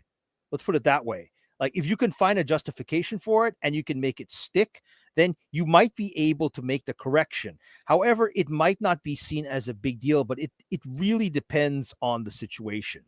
Like, I personally don't see the partner thing being that big a deal, but it depends. Again, it depends on the context. You know, like, it really does depend on what is going on in the rest of the game, and if there's going to be like a domino effect that's going to affect everything else. Like, I don't know, like I said, like the one I gave you with the, like you said, like the gender neutrality with Spanish, you went from sisters to siblings to like hermanos, like brothers, or like one male, one female sibling. That's the kind of domino effect you see. and it gets it's stuff like that, you know, like you have to it's a matter of trying to what's called you have to pick your battles sometimes, let's put it that way. Like I said, it's a matter of two things: how good an argument you can make to support your position, and picking your battles. If you kind of nitpick every little thing, then you might lose credibility, or they might just ignore you for the bigger things. However, if you pick the bigger stuff first, you know, then you might have a better chance of succeeding, especially if you make a really good reason as to why this needs to be fixed. Does that make sense? Yes, it does. So now I see. Okay, so now I have a better understanding of what it is you do and the things that you have to go through. So yeah, Yeah, doesn't sound like it's that easy. yeah, Thank you. but yeah, you're very welcome. But like I said, that's one thing I have to say that GamerGate doesn't really like. Some people in GamerGate don't really get it. Like, it's not, you know, they look at what these woke localizers are doing, and they think, oh, it's like a free for all. You know, like I could just make any old change to the text I want. You know, you can't do that. Like I said, I don't know how these people get away with it, because literally, like I said before, if I pulled half the stuff they did, I would get like you know, like I would basically get like a reprimand, or I'd get fired. So I don't know how these people do it. I really I have a don't. theory. Oh, And oh, by really? theory, I mean I'm kind of talking out of my ass here, but it's the only thing that makes sense to me. In Okay. that, simply put, the game industry is basically a huge incestuous network of people who will have each other's back because they follow the same ideology. That's why. It's the That same. would be, That's the yeah. only explanation that makes sense for how they can get away with things that are just blatantly unprofessional, because they have each other's back, and if someone gets fired at one position, that's okay because they know someone who will then hire them at an even higher position to do the same shit. I have to agree with your assessment there. Like I said, this is something I mentioned earlier. I said, like, the kind of changes I'm seeing being pushed through, you either have someone at the top like, you know, like you either have someone at the top whispering in the Japanese people's ear that these changes are necessary. Like, and I mean like someone at the producer level, basically saying, you know, whispering in the Japanese creators' ears that you have to do this if you want to reach a wider audience. You have to do this or your game's not going to sell or cause controversy. And the Japanese, not knowing any better, are buying it. That, or you have people making these changes, and everyone, like I said, everyone on the approval ladder is like on their side. Like you said, everyone on the approval ladder like approves of these changes. So, you know, there's that. Like, I have made, just to be clear, I once made a content edit for something that I thought was bad. It's the only time I did it, and I felt kind of bad that I had now in retrospect, but I did it for a reason, because there was a German Valkyrie, right? Her name is Mist, right? The problem is that the German word for mist, like the German word in German, the word mist means BS or excrement. And you can't, you know, I always thought like, well, this might make the client look bad or funny. So maybe I should just change this to the name of another Valkyrie. But this is the kind of stuff, you know, like where you have to be a bit careful sometimes about making these changes. Like, this is like the only time I've ever done that in my career, and I still in retrospect feel bad I did it. But I think it's understandable. Like, you can't have a character named, you know, excrement or BS in your language, in your target language. It's going to look really, really weird. So it happened with Fire Emblem too. You have a character named Mist. Like, there was like a character named Mist, and another one named Har, and that's like hair and excrement in German. So they changed the names for obvious reasons. But yeah. Okay. All right. That's all I wanted to know. Thanks again for taking my question. Oh, no Oh, problem. Glad also, to answer. how regularly do you run these podcasts? So, right now I'm building out a schedule. I don't regularly run anything on Spaces here. Normally I'm on YouTube. This is just sort of for the Kickstarter period. I Okay. could theoretically do more in the future, but right now I can give you a few of them that I have down. So during the Kickstarter period, I'm still doing December 28th. I'm talking with Thoughtful Salt. He's the founder of the GamerGate Historia Discord server, Mm-hmm. and he's also thinking about writing a book or doing a podcast about GamerGate sometime soon in the future. Then the day after that, December 29th, with Alan Harris. He was the GamerGate in San Antonio meetup organizer.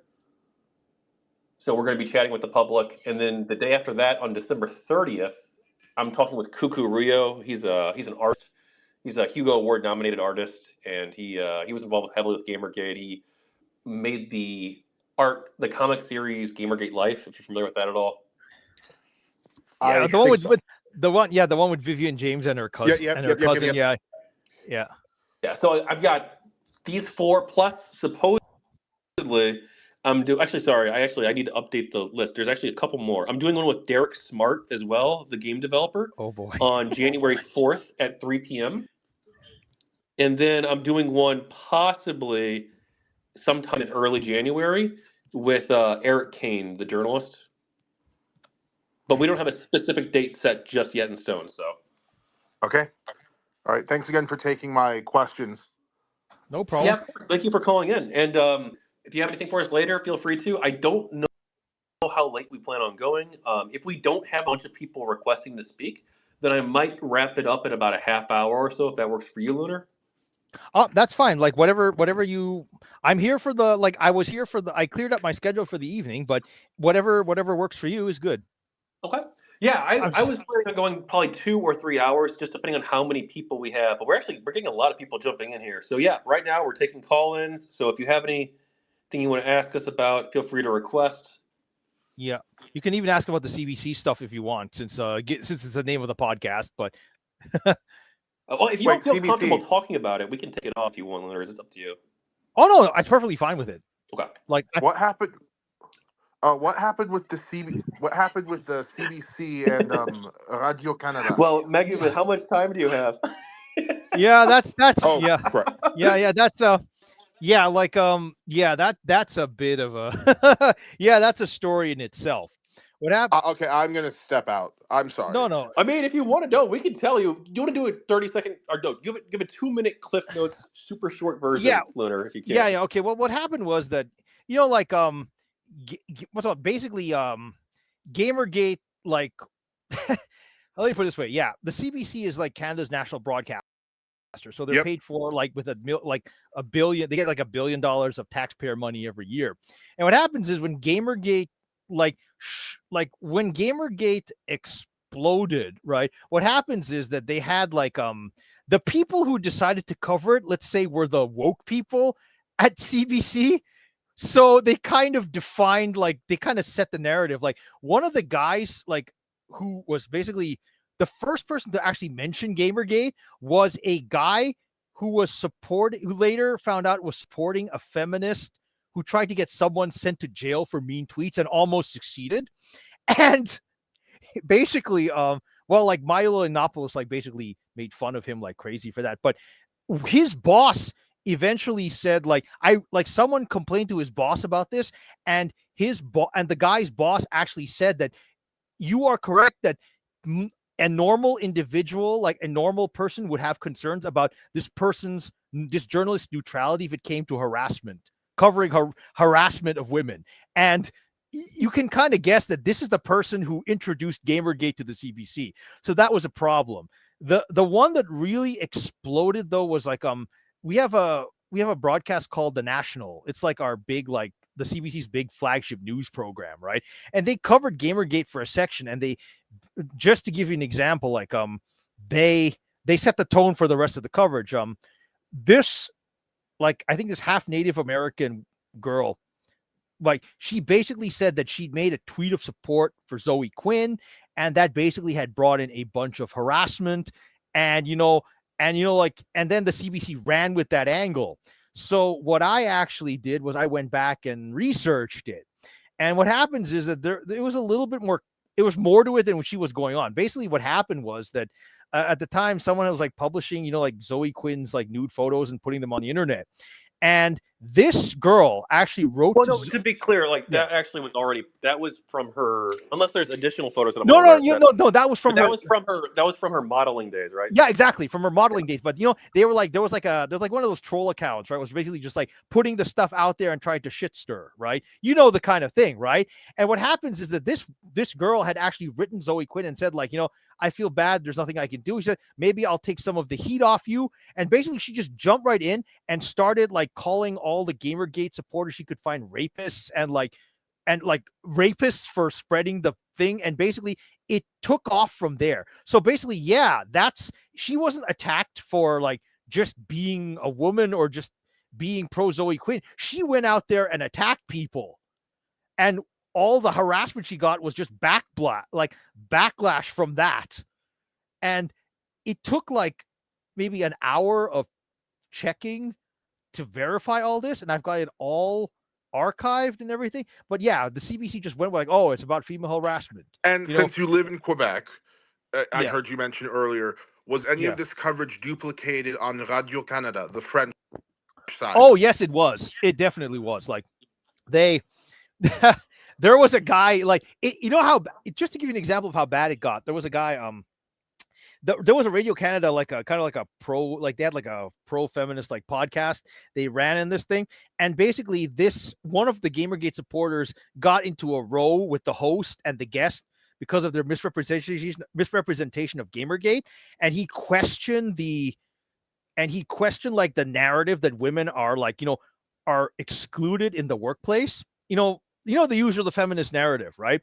And what happens is the host of the radio show basically said, like, why would admitting this take from you, man? He's like, you can say whatever you want, but leave like he called him a negationist, which is like he said, like he compared his viewpoints to that of a negationist, which is the French word for a Holocaust denier.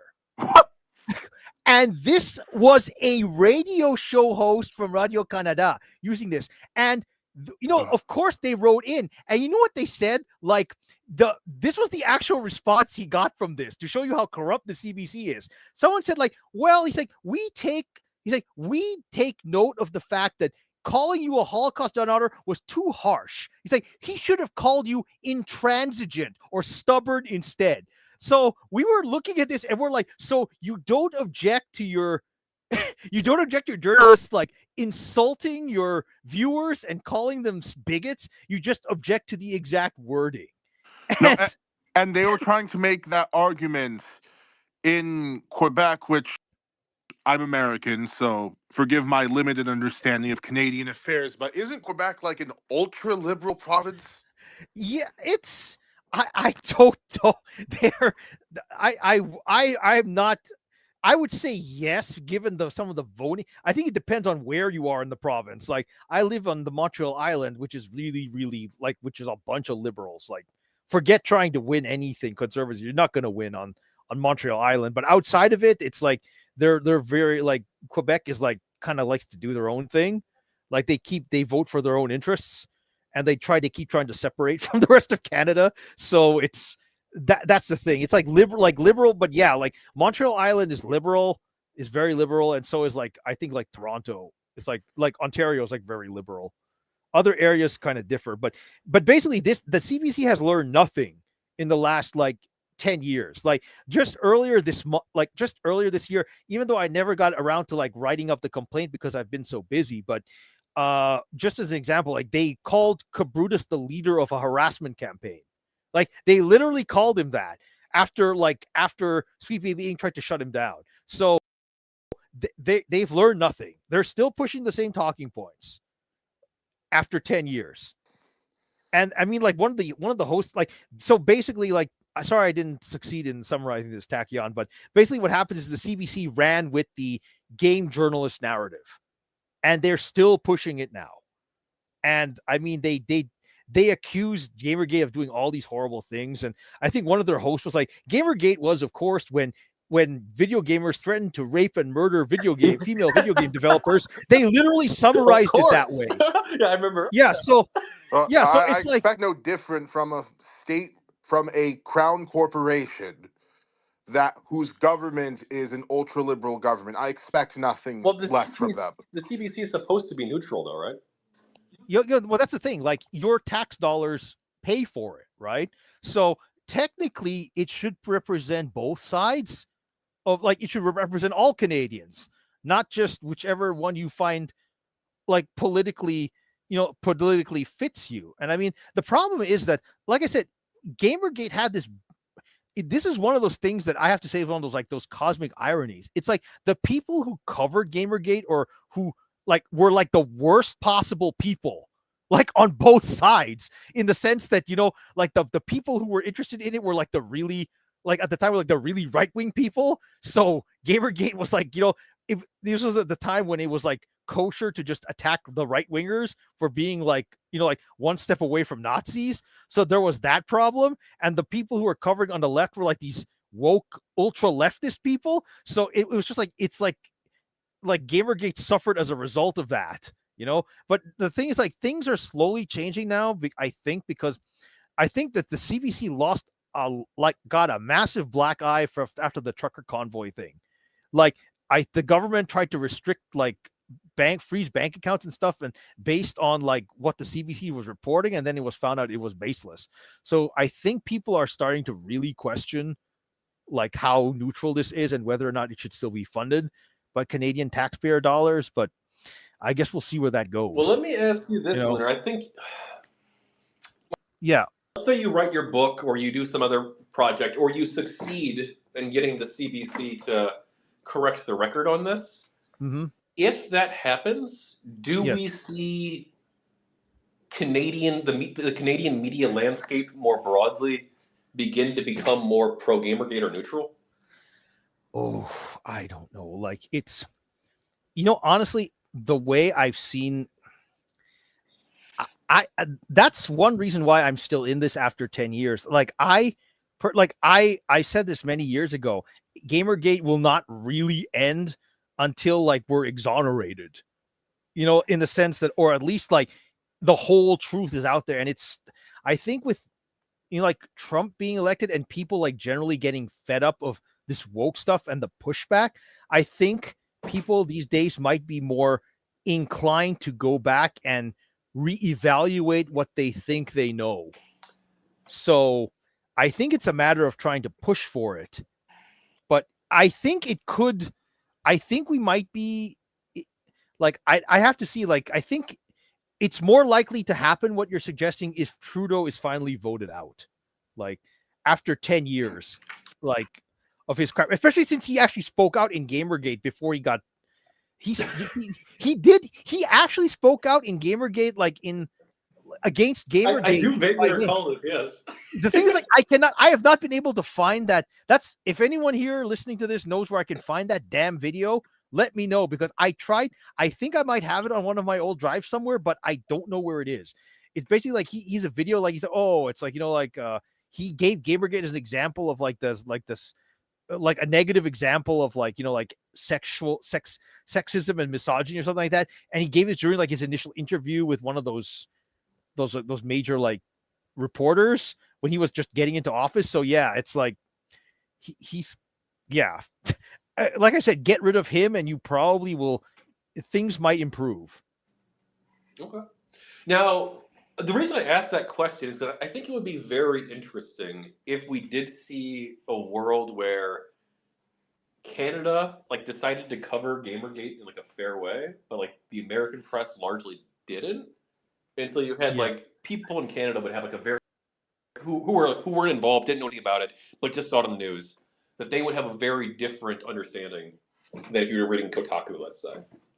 Yeah, I mean, that's the problem. Like, the CBC, like, I think the CBC's, like, brought on Kotaku, like, they brought on Kotaku, like, at least once or twice now, as I think even with the Alyssa Marcante, like, they brought it on twice as, like, a reliable source for, like, reporting on Gamergate and the whole, like, the Sweet Baby Inc. thing. So yeah, it's just, you face palm, like, Kotaku already had, like, a negative, like, what is it, connotation with gamers, like, for, like, what, since even before Gamergate started. It already was, like, it started, like, going down the tubes around, I think, like, my friends did an estimate. They think it's like around 2010 or 2011. It started going down the tubes. It started becoming like anti-nerd, anti-geek. And they even mentioned like the specific article where it happened. And it's like Was it the straight white male one? Straight white male, lowest difficulty setting or whatever? No, it was this condemnation of this anime or something like that. Like I don't know what it was, but like it was something like where basically it was like the start of like the moral scolding articles. I forget what the exact one was. I can try and figure out what it was and DM you about it, but basically it was like I think it was like 2010, 2011-ish. So it started a few years before Gamergate did. But yeah, it just kind of went into full swing from there. Okay. Yeah, but that's the problem with like that's the thing. Like the CBC uses these like the CBC. I mean, how many times have they interviewed Beyond a Woo? My God, I think they had her like at least a half dozen times, at least 4. I don't keep track, but my God. But the big problem is like a lot of this stuff. Like the problem is like a lot of this stuff got memory hold, or it's like paywalled now. So I mean, I can Tachyon, like I can give you the stuff. Like I think Thoughtful Salt has like a lot. I owe him from a long time ago. I owe him like a complete archive. But basically, they like a lot of the stuff is like either deleted from the internet or memory hold or like in paid archives, so you can't really see a lot of it anymore. That's not to say it isn't all of it, but you're the best person to ask about this. I've been weighing. So at the end of each volume with the book. Yes. With the books, I'm doing a Tachyon's take, where I'm giving my perspective on a specific topic and the findings that I've found over the course of my investigation. So I'm doing like games journalism, artistic freedom, cultural conversations, airplay, harassment, the GamerGate Wikipedia article, the media coverage of GamerGate, the politics of GamerGate. But I've got several more volumes I could because I'm doing between 11 and 13 volumes plus the data volume in total, I believe. And I've weighed the possibility of doing a Tachyon's take on the CBC's coverage. What do you think what do you think of that? If I did that, let's say it's a chapter, it would be one chapter at the end talking basically in depth about the CBC's coverage. What do you think of that? I think that would be a good idea. But the only thing I would say is that I should give you all my material. So like even the stuff like I created like this massive archive so people could like basically file a complaint. Like could like research the evidence themselves and file a complaint. But like I said, I can give you my entire archive and my notes and then I could basically say like here's my interpretation of it. Here's all the stuff you might want to consider. Here's what my researchers think, like just evaluated based on that. I would definitely appreciate that. I actually considered the idea of asking you to be to write a guest, write that chapter for me and like be like a guest author for just that one chapter. But then it wouldn't really be a Tachyon's take, would it? So I decided against that idea. A lunar take, yes. A moon take, but like I said, I will give you all the research material I have, but of course, given my history with GamerGate, my take on it is obviously biased in a certain towards like being anti-CBC, but like I said, I will give you all the evidence that you can then go over and then evaluate on your own. Yeah, I would definitely including, and this is what I'm going to say, and this is like the big thing, like it's come out in a couple of, but basically I have like duplicates of all the response letters that I and other people have gotten from the CBC, like from the people in charge. So yeah, that would be great. That would be incredible. And I would probably, if you're open to it, I would probably, if I were going to do that route, if I were going to do a Tachyon's take on the CBC's coverage, which I'm not promising that. Don't think this is a guarantee, but hypothetically, if I did this, I would probably want to talk with you, probably on a live stream, and go over some of the stuff again, or some of the new material too. Yeah, what I would also do is like maybe try and contact someone from the CBC. Like I think you told me you tried contacting like the former ombudsman and they didn't want to talk. But what you could try and do is like that one journalist I mentioned, right? The one who started the woke journalist who started the John GamerGate Bowman? coverage. Yeah, exactly. John Bowman. I didn't know if you want to mention his name on stream or Oh, not, but yeah, name names all John you Bowman. want. Just don't defame anybody. Yeah, well, yeah, but like I said, the one guy who basically, yeah, I definitely won't defame, but John Bowman is a bit of a character. Like, he's like basically, like I mentioned earlier, like he's like one of the worst people who could possibly cover this. Like, he was basically like when Gamergate coverage exploded and the critique started, he was the one like in charge of the CBC's one of the CBC's like Twitter accounts, and he was trading barbs with Milo Yiannopoulos and what is it? And Adam Baldwin. He was the one like on running the CBC's accounts, like trading sarcastic remarks and insults with them. And this wasn't the only time he's done this either.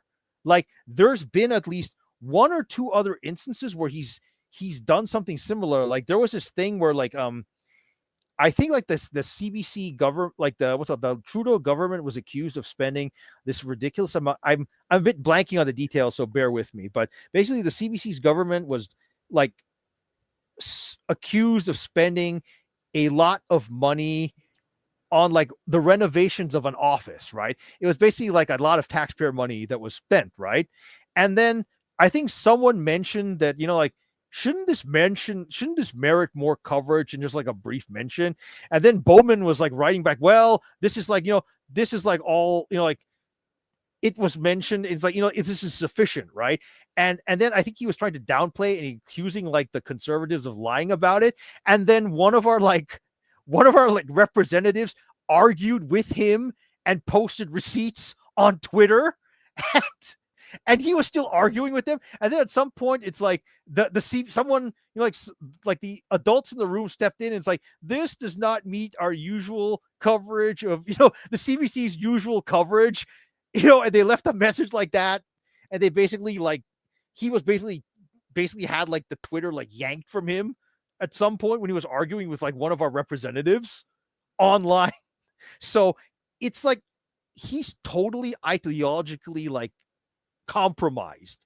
Let's put it that way. So this isn't the only time, like, given this evidence and the other one I mentioned previously about his superior literally having said that he is like a normal person would question his neutrality in covering the harassment of women.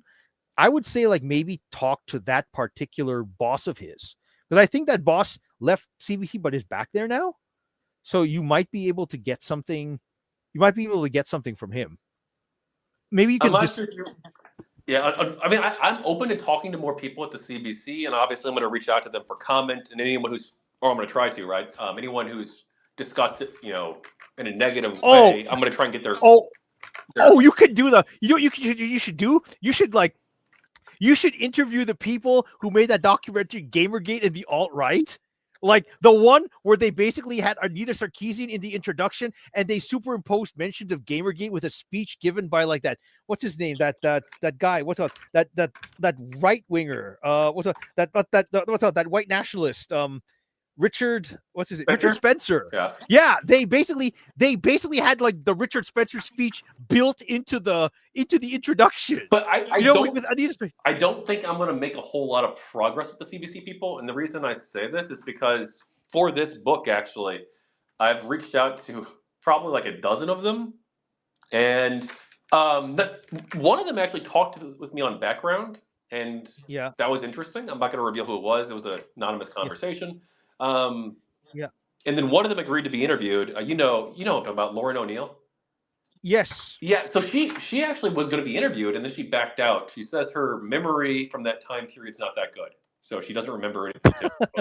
Oh, I remember that very well. Yeah. She was she was like oh god, her like she was making fun of when we had those supporters. Was it the Honey Badgers? She was mocking them from getting like lifetime bans from that one Alberta convention.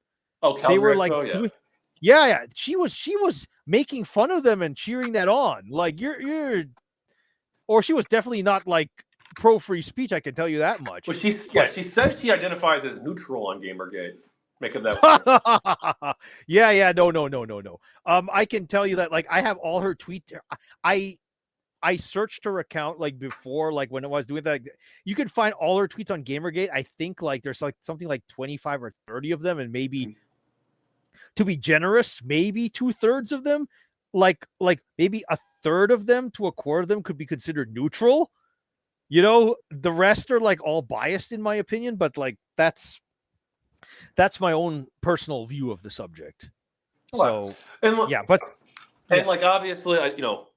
She might actually watch this. She follows me on Twitter. Obviously, no one should harass her or anybody else. Yeah, obviously, yeah, but obviously. Yeah, but I mean, like the thing about that, like you kind of see how what a mess is, because like that GamerGate documentary, right? The thing is, like, one thing that they interviewed some female, like some older female scientist who was researching, like I think like the way I think like social dynamics in like in video games, like social interactions in video games and stuff like that. You know what I mean, right?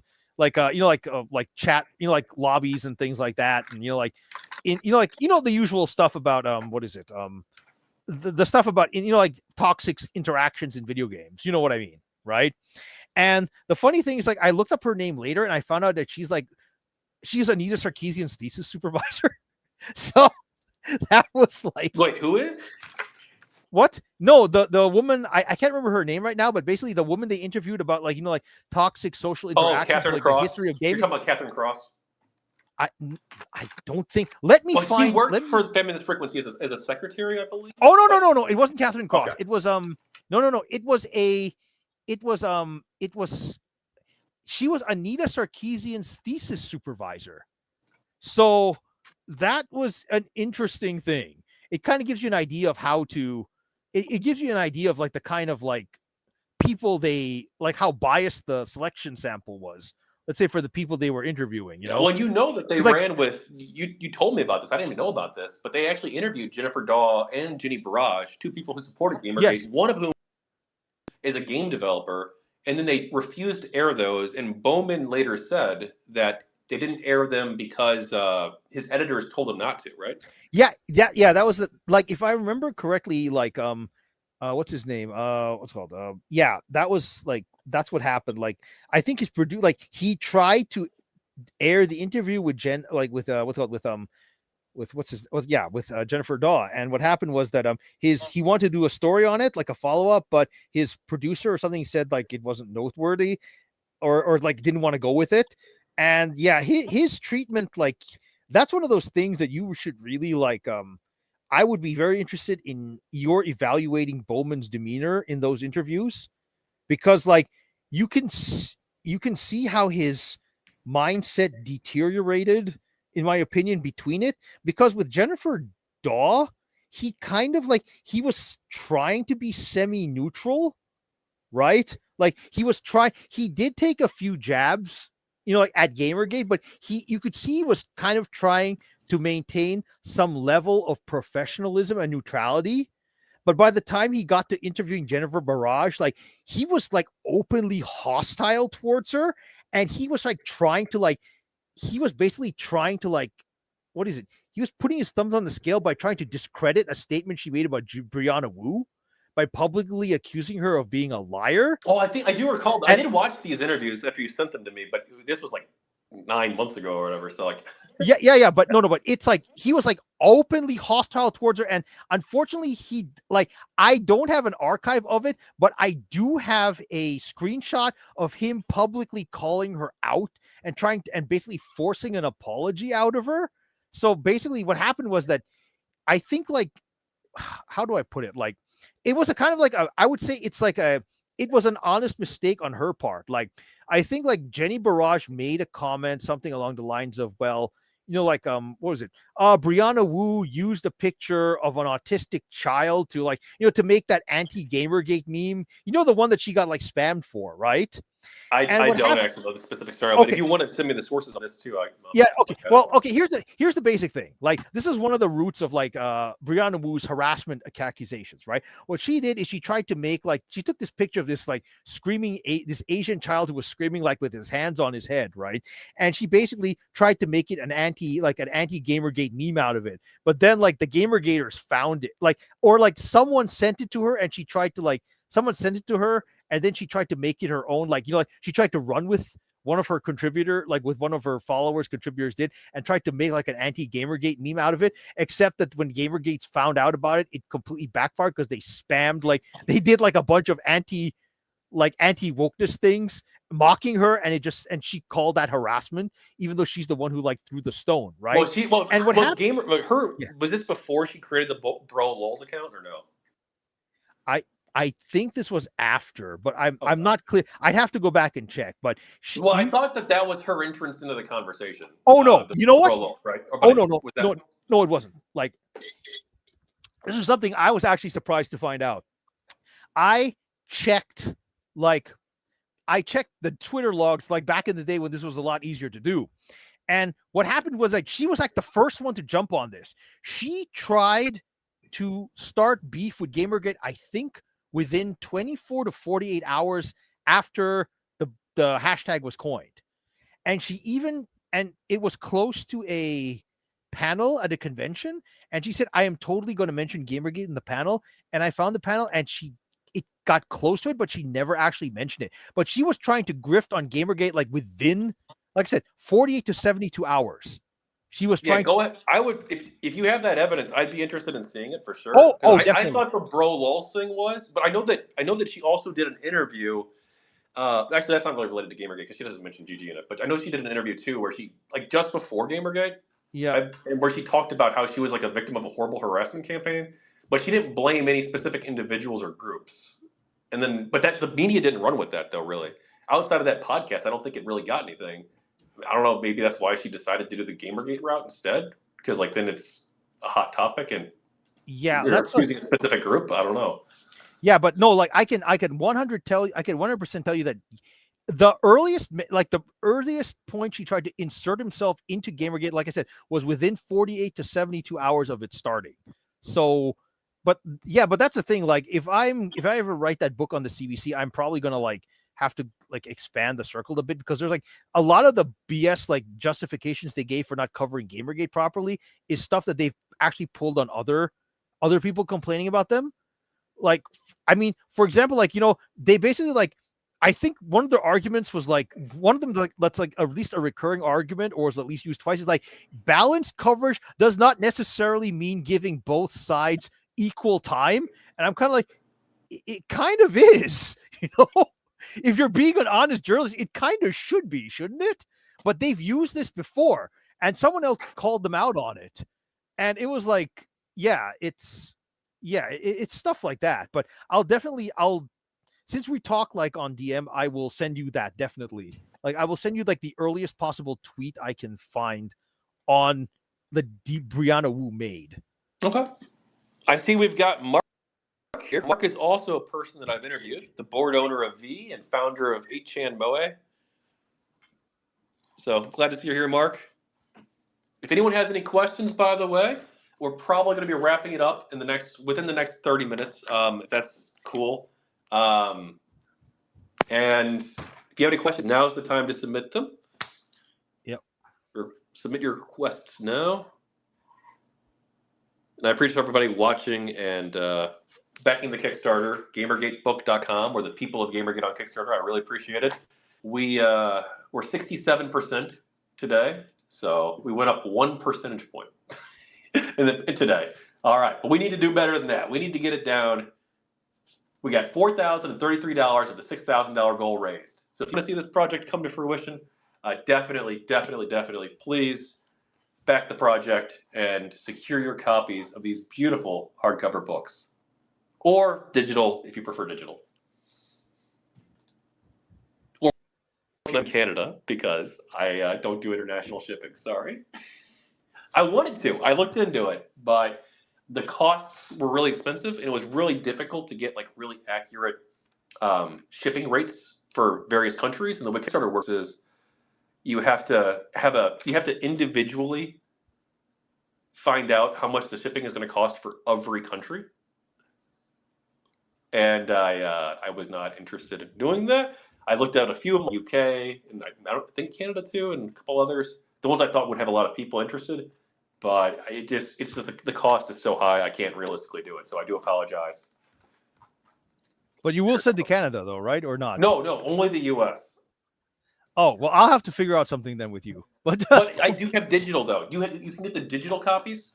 well, I do have Um, I do have a US mailing address, so we could send it. We have to coordinate, but you could send it there. Yeah, 100%. Just if you have special shipping requests, definitely get in touch with me and we can talk about it Yeah. for sure. 100%. Oh yeah, definitely. Yeah. But yeah, I can ship it to your. Actually, how much is shipping to Canada? I thought it was more because I think I looked into that. I think it was a little bit more expensive than I was comfortable doing. I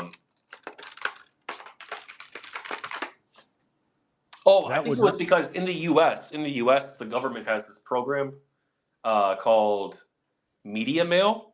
So if you ship domestically books or other media like that in the United States, it's actually, don't quote me on this if you're trying to start something, but I believe, based on what I've looked into and talking to postal service workers for this project at the post office, I believe they have a standard rate for media mail, which means that it's a reduced rate. So I can ship things out in the U.S. super cheap. Anyone can actually. Anyone who's in the United States using the postal service. If you're shipping books that are over a certain size, other media materials too, it's actually super cheap. So. Oh, by the way, I managed to figure out how to do this without like destroying my connection here, but I'm just sending you something. This is the link to the actual tweet I was referring to. It's August 30th. She tried to insert herself into the Gamergate thing at a PAX panel on August 30th, 2014. So, yeah. Oh, wow. So, yeah, she was, that's the thing. Like, people keep saying, oh, like Gamergate took the bait and attacked Brianna Wu. It's like she was trying to bait. That's a lot of discipline. 2 months of baiting until someone bit. Like, I could tell you, and I have that panel somewhere among my reference materials. But that's yeah, interesting. There's an archive of this too, presumably. Oh yes, it's all archived. It's all archived. But I want to show you, like, I actually tried to figure out who was the first, like, when was the first time any of the people involved, like, the three big, Wu, Quinn, and Sarkeesian. What was like the earliest time they actually, they mentioned Gamergate or tried to like start shit, and it was literally like, in order, it was Wu on August 30th, Quinn on September 2nd, and Anita Sarkeesian on the 26th. But that's the thing, like, Sarkeesian was late to the party, but that's because, like, her minions, like Catherine Cross and the other ones, they basically spent, like, all of, like, the end of August and all of September, like, poisoning the well by writing all this Gamergate stuff for all these other websites to kind of, like, pave the way for her arrival. So, yeah. But yep, I had to prove that. So guess what, everyone? I got some amazing news here. I'm very excited to announce that number has gone up. Someone just backed. Thank you so much, whoever that was. I really appreciate it.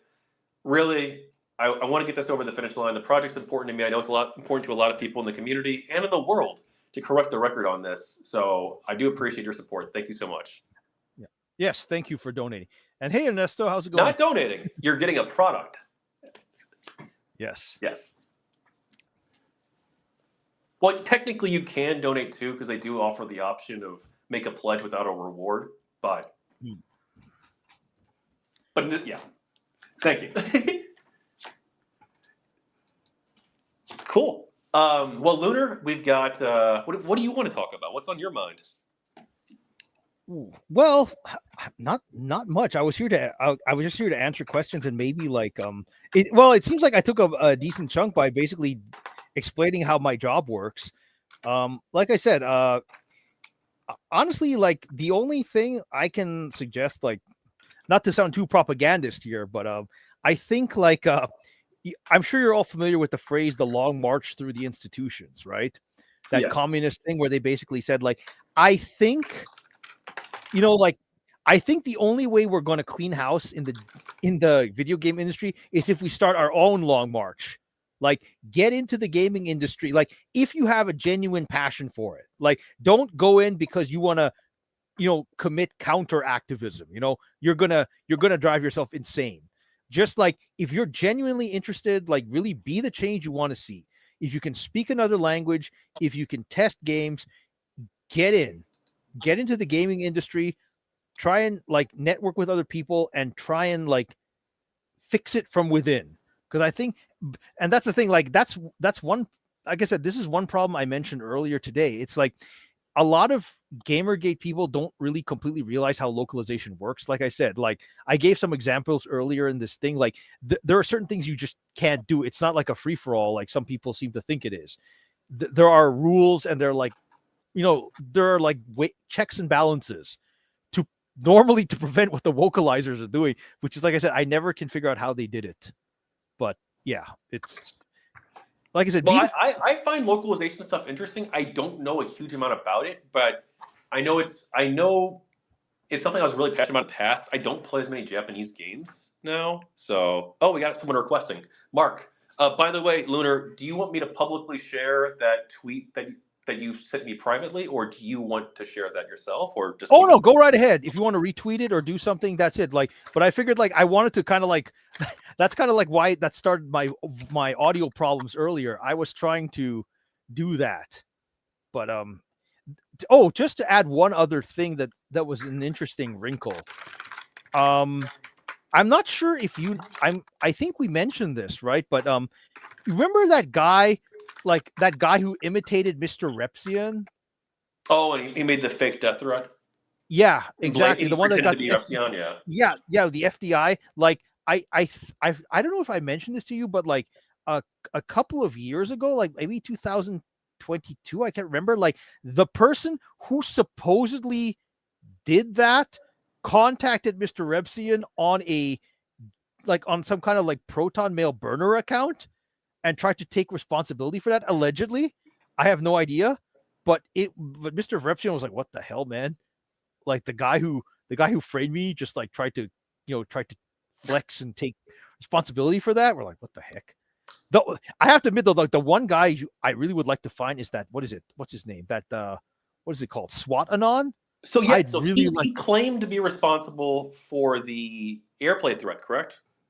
Yes. But there was never any evidence that he was actually behind it. He just claimed it.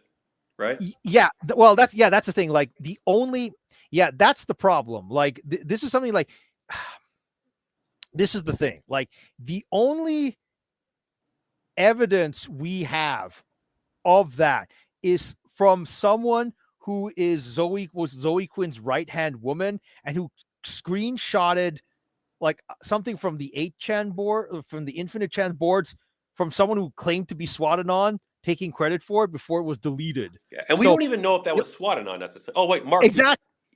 Exactly. Well, we were going to take his question, but he dropped out.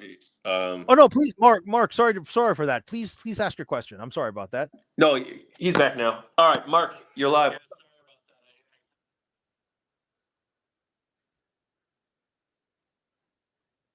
Getting into the games industry, since I've been trying to do it myself as as a community manager, low-level marketing person. I have 10 years of experience. It's not as easy as you make it out to be, because there are people in HR and PR trying to gatekeep just gamers in general. So I just wanted to state that if that's okay, you know what I mean? Oh no, I completely agree with you. It's not necessarily, I didn't say it was going to be easy. I just said that if you want to try and change the system, the best way to do it is to try and go from within, because but it's very, very. I just have to.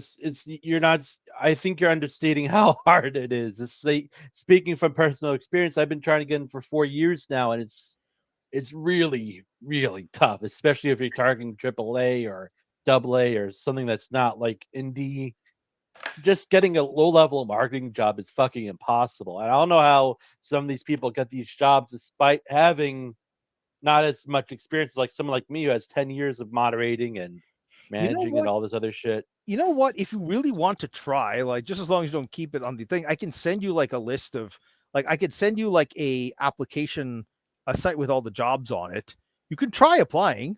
And I still am. I would really like that. And I've been applying. The thing is that I'm not necessarily sure what I'm doing wrong.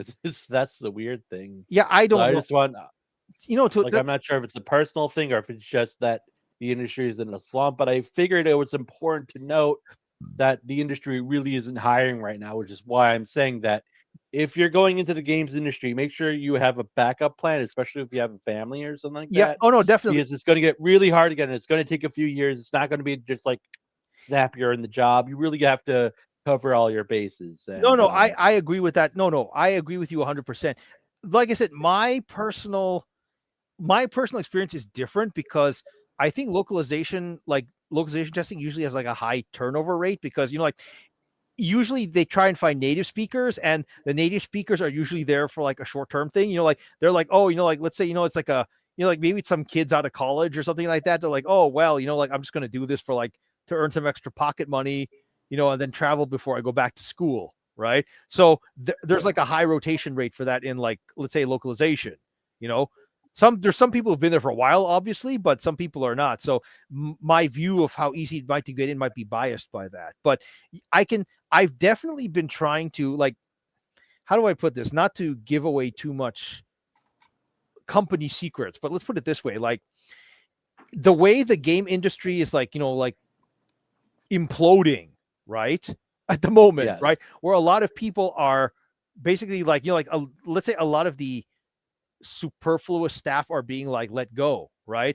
The hopes that a lot of like companies have, like who are like hired as third party, is that like if they get rid of all their testers or certain things, like those testers will be absorbed by companies like ours, so that like we'll see more testing and more translation jobs. So you might have to go less towards the AAA developers and more towards like the third party stuff if you want to make like I was saying 100%. So maybe like job agencies and shit. Because I've been applying through LinkedIn for like 4 years now. I've had some leads, but nothing concrete. And I've been even putting retiring from the HN stuff, putting that aside. I've spoken with Acid, and I've even told him that if I have to have a career and I have to give away this HN thing, then I will, because I need the money, and the HN stuff is more like a charity gig.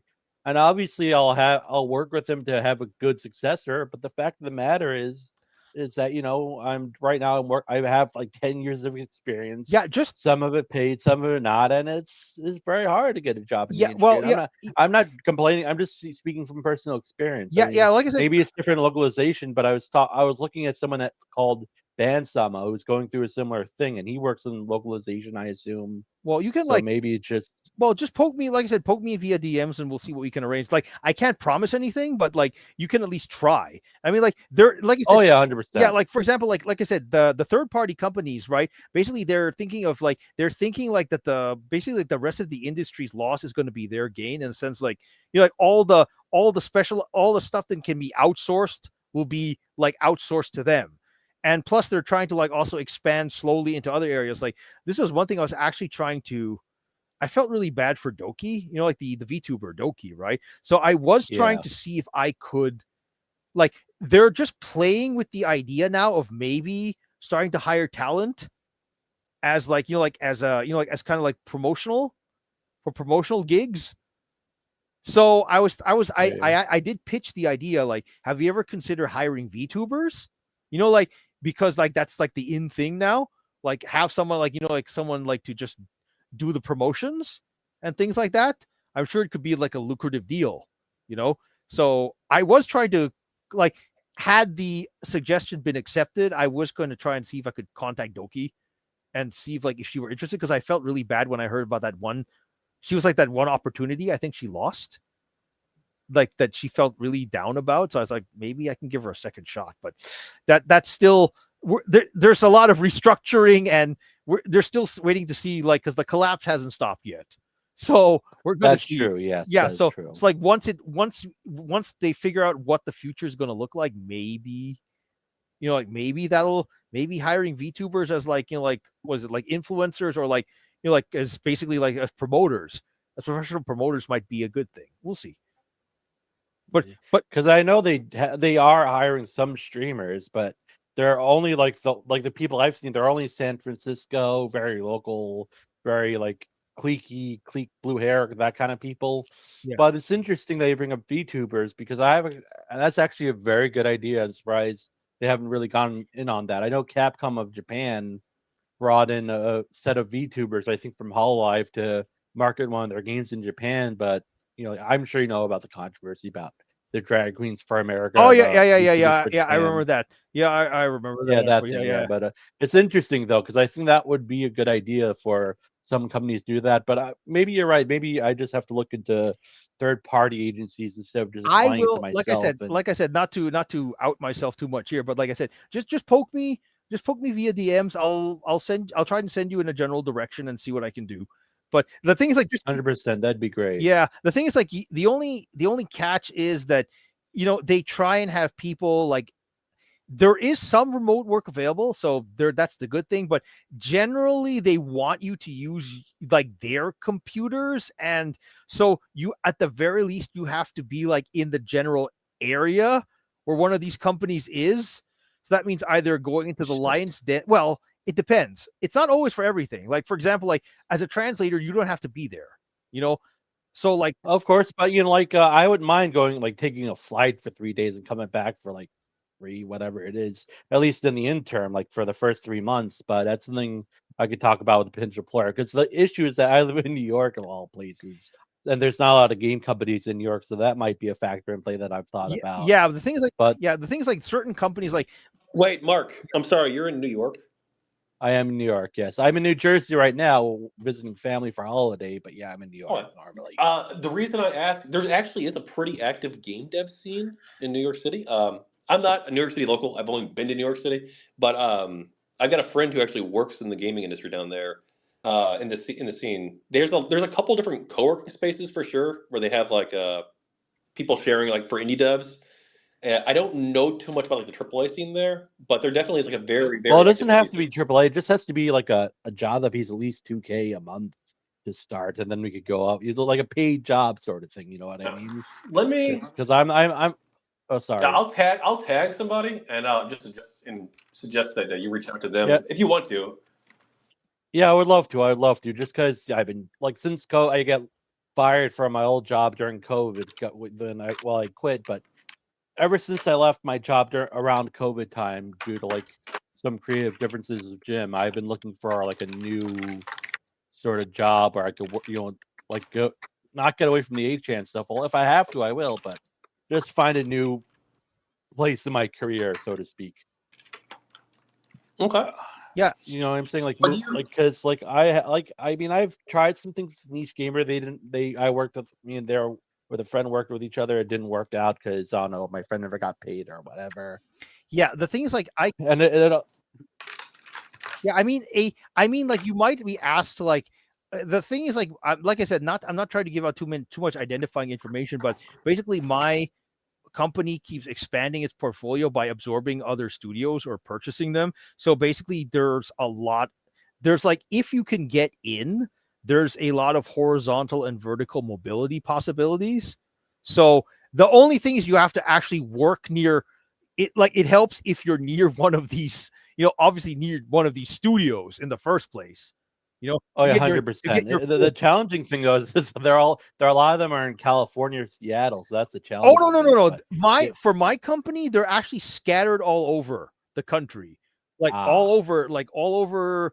Yeah, that's what I'm trying to say. You might have a higher, like, I mean, they've got places in Florida. I think there's like there's stuff. I don't know if it's in New York, but like there's definitely stuff on the West Coast, on the East and West Coasts. It's not just like, oh, we could talk about yeah, privately if you prefer. yeah. The reason I I think bring it that up would. is because there is a high barrier of entry into the games industry, and I thought that was important for everyone listening to note for Oh no, that. I definitely agree, but I think it also depends on where you enter. Like if you enter as a grunt level as a tester, it's probably easier than entering as a community manager. But yeah, we'll figure something out. That'd be great. Thanks, man. No problem. But do poke me because I might forget otherwise. No worries, man. Thank you. Of No course. And problem. but yeah, what else is going on? Is this just talking about GamerGate stuff, or is this It, after the GamerGate? Because uh, we're anything you want, really. What do you want to talk about? I don't know, just seeing what the general vibe is all. I think I just wanted to talk about. No, I'm not complaining about it. It's been a frustrating scenario with me and the whole looking for a job since after got fired, and I've been looking for 4 years. So I just figured I'd bitch about it for a little bit. But yeah, I just because when Lunar said that and I agree with him on this point where you have to be the change you want to be. And I just wanted to say that you're going to have some ups and downs. And if you have a family, you may have to consider the risks that are involved with that. And some things take priority over others. Like for me, I don't have kids, so I could wait a year or two to get a job. But for someone like who has kids, who has a wife, who has major responsibilities, you want to get the best, fastest job you can. So I guess what I'm trying to say is consider the risks and see if it's worth it to get a job in the games industry, especially if it's not easy to get for you. And if it is easy, go for it. If you have like 20, 30 years of experience with doing game related stuff, I would say definitely apply and give it your all. And don't talk yourself down out of it, but do consider the risks and the factors in play and the consequences and all that other stuff. Oh, definitely. That's one thing I was emphasizing earlier. What I said is that don't go in with the woke mentality is I am going to use this as a platform for my activism to change the world. You should not, yes. you should not go into it with the mentality of being, let's say, like an anti-woke activist. You should try and make a career out of it, but make let's say contribute positively to the gaming industry in general. Like the fact that you're correcting course is like a nice bonus, but it shouldn't be like you shouldn't go in aggressively trying to, course correct the gaming industry from day one, because that's a good way to get yourself noticed and possibly, make your career very at the end short. of the day, it is a job. It is a job at the end of the day, and you work with a team, but you want to slightly, I guess we'll want to say it's not police, but shift the dynamics and have people aware of consumer feedback, because clearly what they're doing right now is not working for them, and they need to sort of need some sort of like, what's the word I'm looking for? Some sort of zing, bada bing, bada boom. Yeah, The word escapes me, but they need some sort of sign to show them where the complaints are, because on Twitter specifically, and there's a lot of botting going on these social media platforms, and you need to basically explain to them what demographics are and what products should target what specific demographic. Yeah, because there's a whole big thing to it. Yeah, because the thing is, it's also the matter of finding allies. Like, for example, I'm not going to go into details, but basically they're still trying to push the DEI stuff, in some places I know. And basically they've added the B on the end. So they're calling it DEIB, like diversity, equity, inclusion, and belonging. And, you just roll your eyes. It's like putting it's like Mr. Burns putting that mustache on himself and calling himself Mr. Scrub in that one Simpsons episode. It's like you're just trying to clothe DEI and something else. And we're trying to I have people I know in the industry, we're trying to push back on that garbage, but you have to be careful. Of course, you make too much numbers, but yeah, you have to tell people, hey, this project failed, this project successful. We should try branching out into different projects. Budget properly, and don't put too many eggs in one basket, so to speak. And really, just got to communicate that some projects, if you're putting too many eggs in one basket and you're really just not seeing how to appeal to multiple demographics with multiple projects, then you're going to fail. I think the important thing is showing them where the money is. I think money, like the phrase is, money talk, bullshit walks. And I think that you really need to show them, where people are putting their money, and don't assume that people will just, most people will buy out a brand.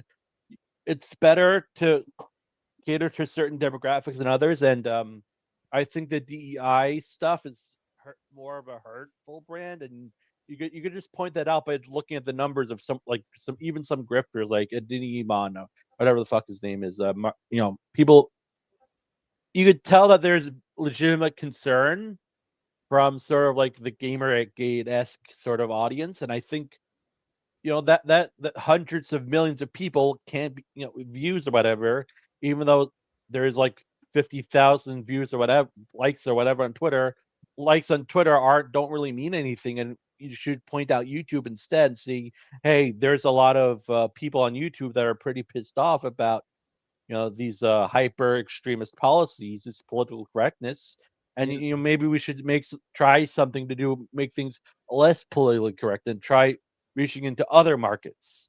I think that's something you should tell your employer, but keep it on don't basically go full, autism, full Super Saiyan, hide your power level a little bit, try to guide course, and sort of try to explain yourself in a positive, respectful manner of where you think the company should be headed, and just work your way up. I guess I think that I'm a better typist than I'm a speaker, but Yeah, it's a matter of just guiding things. yeah, that's the thing. Like the thing is, like, there's still, let's say that conspiracy of silence still exists. Like, people are trying to speak up more, but we haven't quite reached the point where everyone's comfortable doing that, especially if let's say the higher ups and executives are still stuck in the DEI mentality. So this is something that you have to be careful, like, broaching the subject. It helps if you have like friends on the inside where you kind of like basically you have your feelers out to try and figure out like like what, like, it's good to know if you have confirmed allies. Let's put it that way. 100%. Because especially if you're like, if you have kids, or like really like you're trying to save money for retirement, there's a lot of risks involved that these college kids, these kids out of college with rich families, hedge funds, whatever, they don't really have those risks, which is why we're sort of in this DI predicament, and why people are sort of like, why we're sort of in this culture war, even though no one wants to be in this culture war. But we're here because we're like, I would consider GamerGate a defensive movement rather than an offensive one, because GamerGate was more of a reaction to sort of this 2010s what do you call it, rage baiting culture that Kotaku and Polygon were part of. Like, what would you call it? The Like, feminist frequency stuff, where they wanted to purely please the market. yeah, All it's right, we got basically some like more people requesting too. Just a heads up. professional I agitation, would- probably. yeah. But yes, go ahead. Sorry about that. Sorry to interrupt. Go ahead. No. Just want to let No, you know you- that more people go ahead, yeah. requesting. I am usually doing one at a time. Mark, you are one of the people I interviewed for the book. If you want to stick around, by all means, you can. At least for now. We will be wrapping it up really soon, but we did have a question here too. So I'll go ahead and bring in Zulu. Zulu, you're a speaker.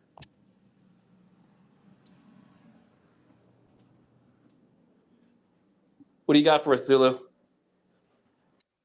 Thank you for giving me mic. But yeah, I would like to touch in on the rage baiting culture. It's taken over Twitter with the storm.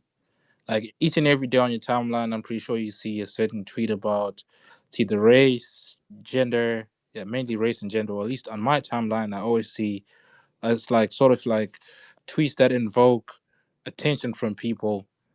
Um, Race wise, you always see tweets about gender.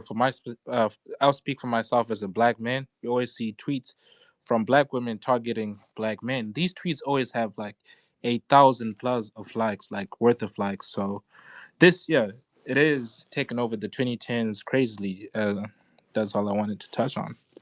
No, I agree. I think that this is a serious problem. Like we see we see this gender divide, and then also on ethnic issues too. I think the gender one's really the big one right now. Maybe any of you can disagree if you want. Yeah, I agree.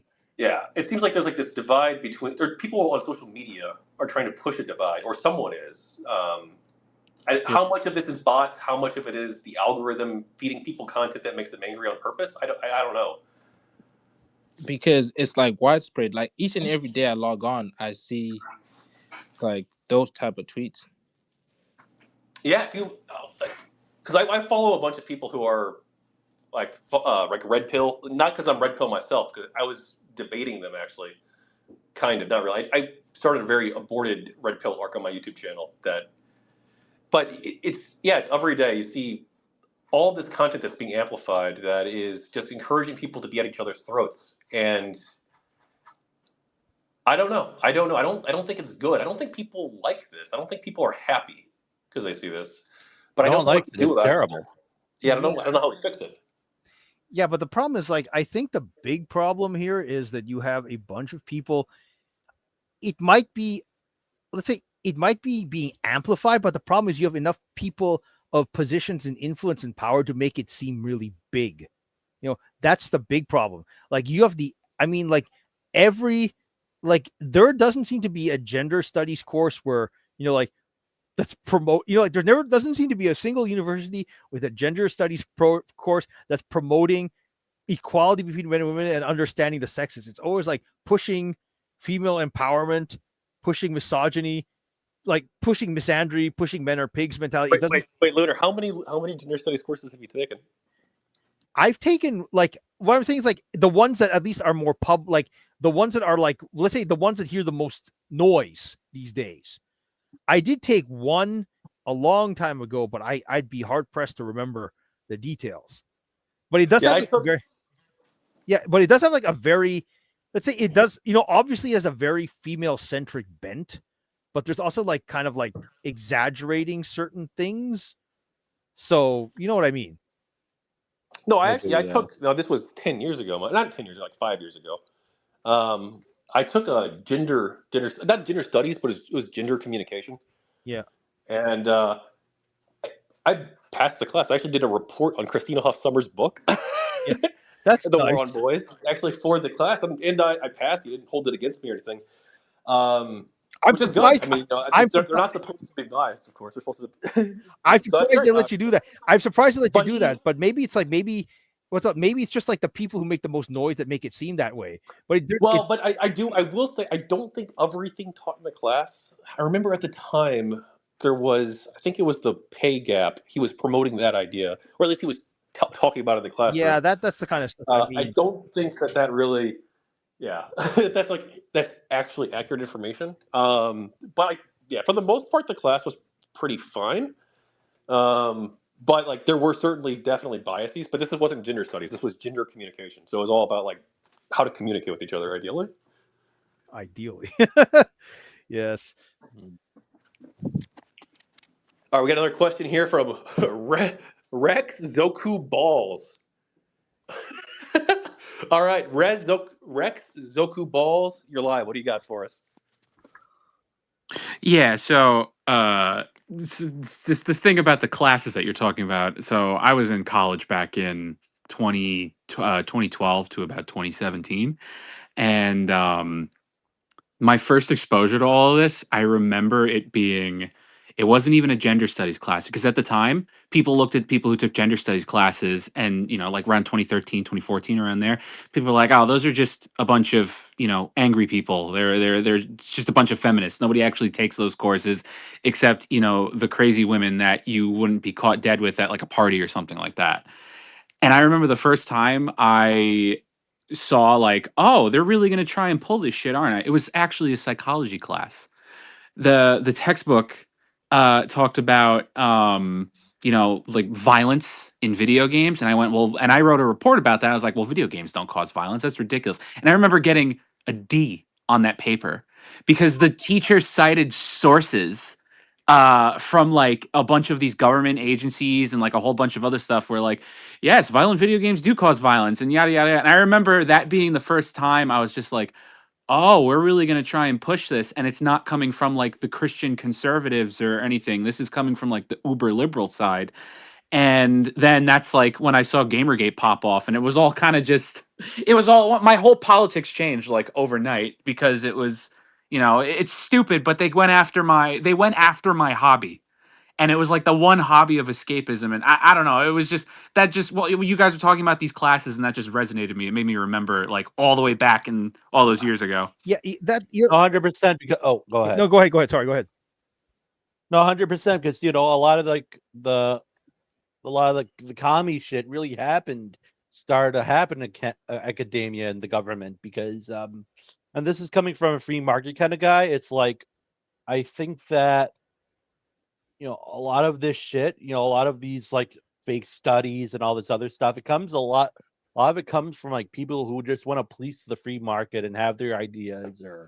And I hate to be this McCarthyism person, but I really do think there's a commie issue within our markets, and there's like an issue with people trying to police the free market, because either they don't like certain ideals, or they're too toxic, or they're too sexist, or they're too racist, or they're too violent, or they just they cause societal ills. And I just don't think that's right, because there's obviously, people could tell the difference between a video game and real life. It's fact.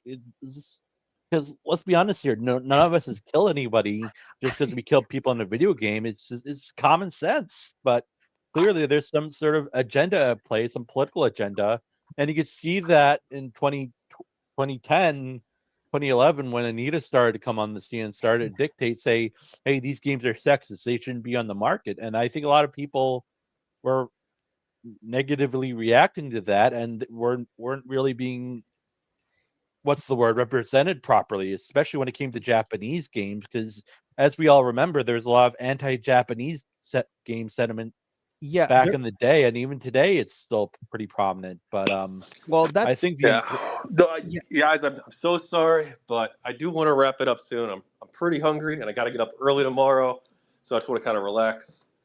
yeah, no worries, no worries. Man, We we can got a talk about bunch it of people privately, coming guys. in. Maybe I should stay. Oh, man, should I? We got a question here. All right, from another person, but Rezoku balls. Do you got anything else for us, or do you have anything else you want to talk about? No, that was it. That one little thing about academia just like resonated with me.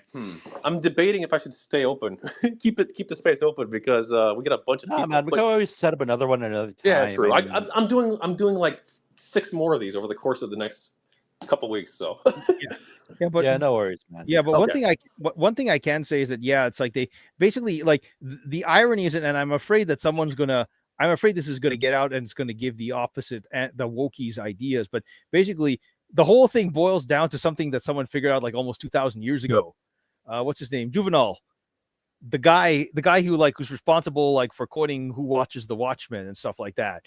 He basically figured out that you could get people to shirk your political duties if you gave them you kept them entertained with bread and circuses, like food and entertainment, right? And that's where like that's the irony. Like the reason the woke got this pushback is because they fucked with the bread and the circuses.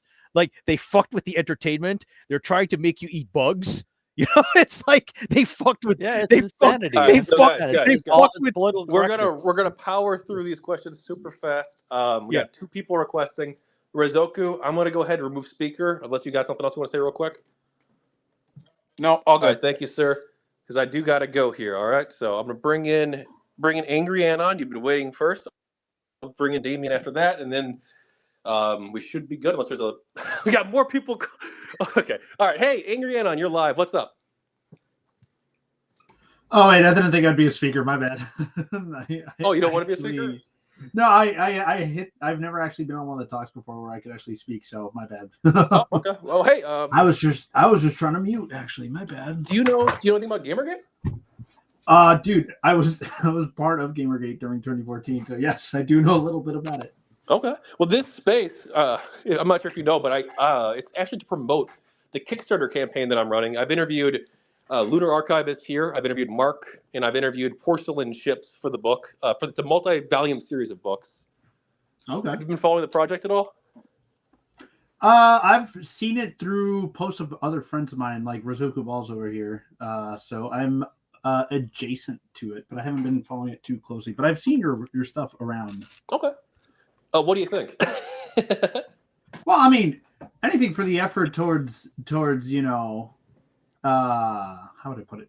Opening up more content and more awareness towards that sphere of things, I think is always good, especially if it's an earnest effort and not like how do I put it as people like to call it grifting, So I do think that's more of that kind of stuff has to be going around, and it's good to see. Oh, well, thank you. Well, if you 100%. At the time, I'd bitch about Kern and all these recent GG2 grifters, but we'll save that for another time if you want. Well, yeah, I'm doing, of course, more spaces coming up. I'll announce which ones are coming up in a second. Angry Anna, do you got anything else you want to talk about real quick before we move on to the next person then? No, all good. Okay, well, thanks for coming on. And if you want to back the project, the Kickstarter goes until January 8th at 7 a.m. EST. So, yeah, right now we're 67% funded. So if you want to back it, it's GamerGateBook.com or the People of GamerGate on Kickstarter. But thank you so much for stopping by. Thank you for your participation in GamerGate, presumably, right? Maybe you harass people, I don't know. But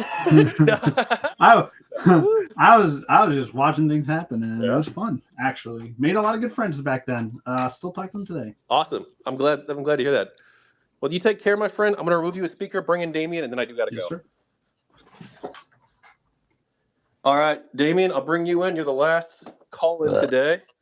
Damien, you are live, my friend. What do you got for us? Yep. Yes. Yep. Good day, everyone. Yes, Lunar Archivist is a legend. He's done so much work for GamerGate, done so much pushing over the years for us, and I don't think GamerGate would be half of what it is without people like Lunar. So I want to give a shout out there. I did have a question. So would you say there's a diminished influence of the tech articles for years? There used to be tech articles and press articles that had this kind of bizarre, like, GamerGate theory of everything, where everything that they don't like that's going on, either politically or culturally, they try to tie in and blame on GamerGate. Would you say those sorts of that sort of narrative is starting to kind of wane and die off? I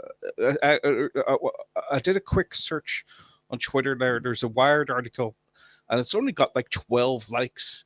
A Wired article that just name dropped GamerGate today, and that's the first time I've seen something in quite a long time. There have been others too, like the Guardian, for instance. Not really a tech place, but like the Guardian during. Well, that's like 9 months ago, actually. It was a while ago. That was during the Sweet Baby Inc. affair with Cabrutus and the Sweet Baby Inc. Company. They tried to attack GamerGate basically, and also the Sweet Baby Inc. Detected Steam group, but they also tried to attack GamerGate in their article. I don't know if it's fading or not. There have been others too that have come out, like smaller articles, but I don't know if it's fading or not. I haven't been keeping touch with the recent articles that like name drop GamerGate, because I've been just so busy with everything else. So I haven't really been reading a whole lot of like new articles that are coming out. I've been reading the old stuff that came out at the time, and then trying to respond to those with like Chris Ferguson and other people in interviews recently. Well, thanks. I just want to say, like, thanks for the kind word, Damien, but don't sell yourself short. You did write that article on GamerGate yourself a couple of years ago, which is still like recommended reading.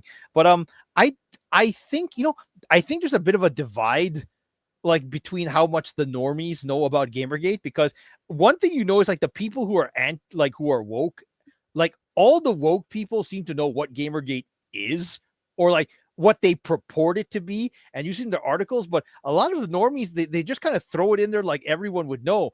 But like aside from the people who were like pushing back against the time, I don't know how many normies actually get it. Like they might consider GamerGate negative because of the association of being continuously told it was a bad thing, but I don't know how much they actually know. That's the thing. Okay. What would you say? Well, hey, I do gotta close this down, guys. So Not a problem. thank you so much for your question. I'm sorry we had to cut you a little bit short there with Damien, but I do gotta go here. Thank you for watching, No worries, everybody. my good man. Thank you for having us on. Yeah, of course, Mark. Thank you for coming on. Thank you for coming on, Dave. Thank you for coming on, everyone else who has. Thanks for the spaces. Thanks for the conversation. Yeah, of course. Oh, you're very welcome. And then thank you to Lunar as well for co-hosting with me today. I do appreciate that. No problem. If you haven't already, please back the People of GamerGate on Kickstarter. It's GamerGateBook.com. GamerGateBook.com, or the People of GamerGate on Kickstarter. You can find a link on my Twitter profile as well. I've interviewed 70 plus people involved with GamerGate, including 2 of the people on the stream with us right now, and then 1 person who's watching in the chat. Yeah, I've included a lot of voices, and I'm really proud of the work. The first volume of the book's done. So I hope you please decide to support the project. This really doesn't happen unless, I don't know what I'll do if I fail. But this $6,000 goal, which we're already $4,000 to, that's to make this happen, make this a reality. And just a heads up too, if you're wanting to ask us questions, you came in a little bit late, you're watching the recording, or you want to catch the next Twitter space, we've got December 28th with GamerGate Historia founder Thoughtful Salt and me. We've got December 29th with San Antonio meetup organizer Alan Harris and I.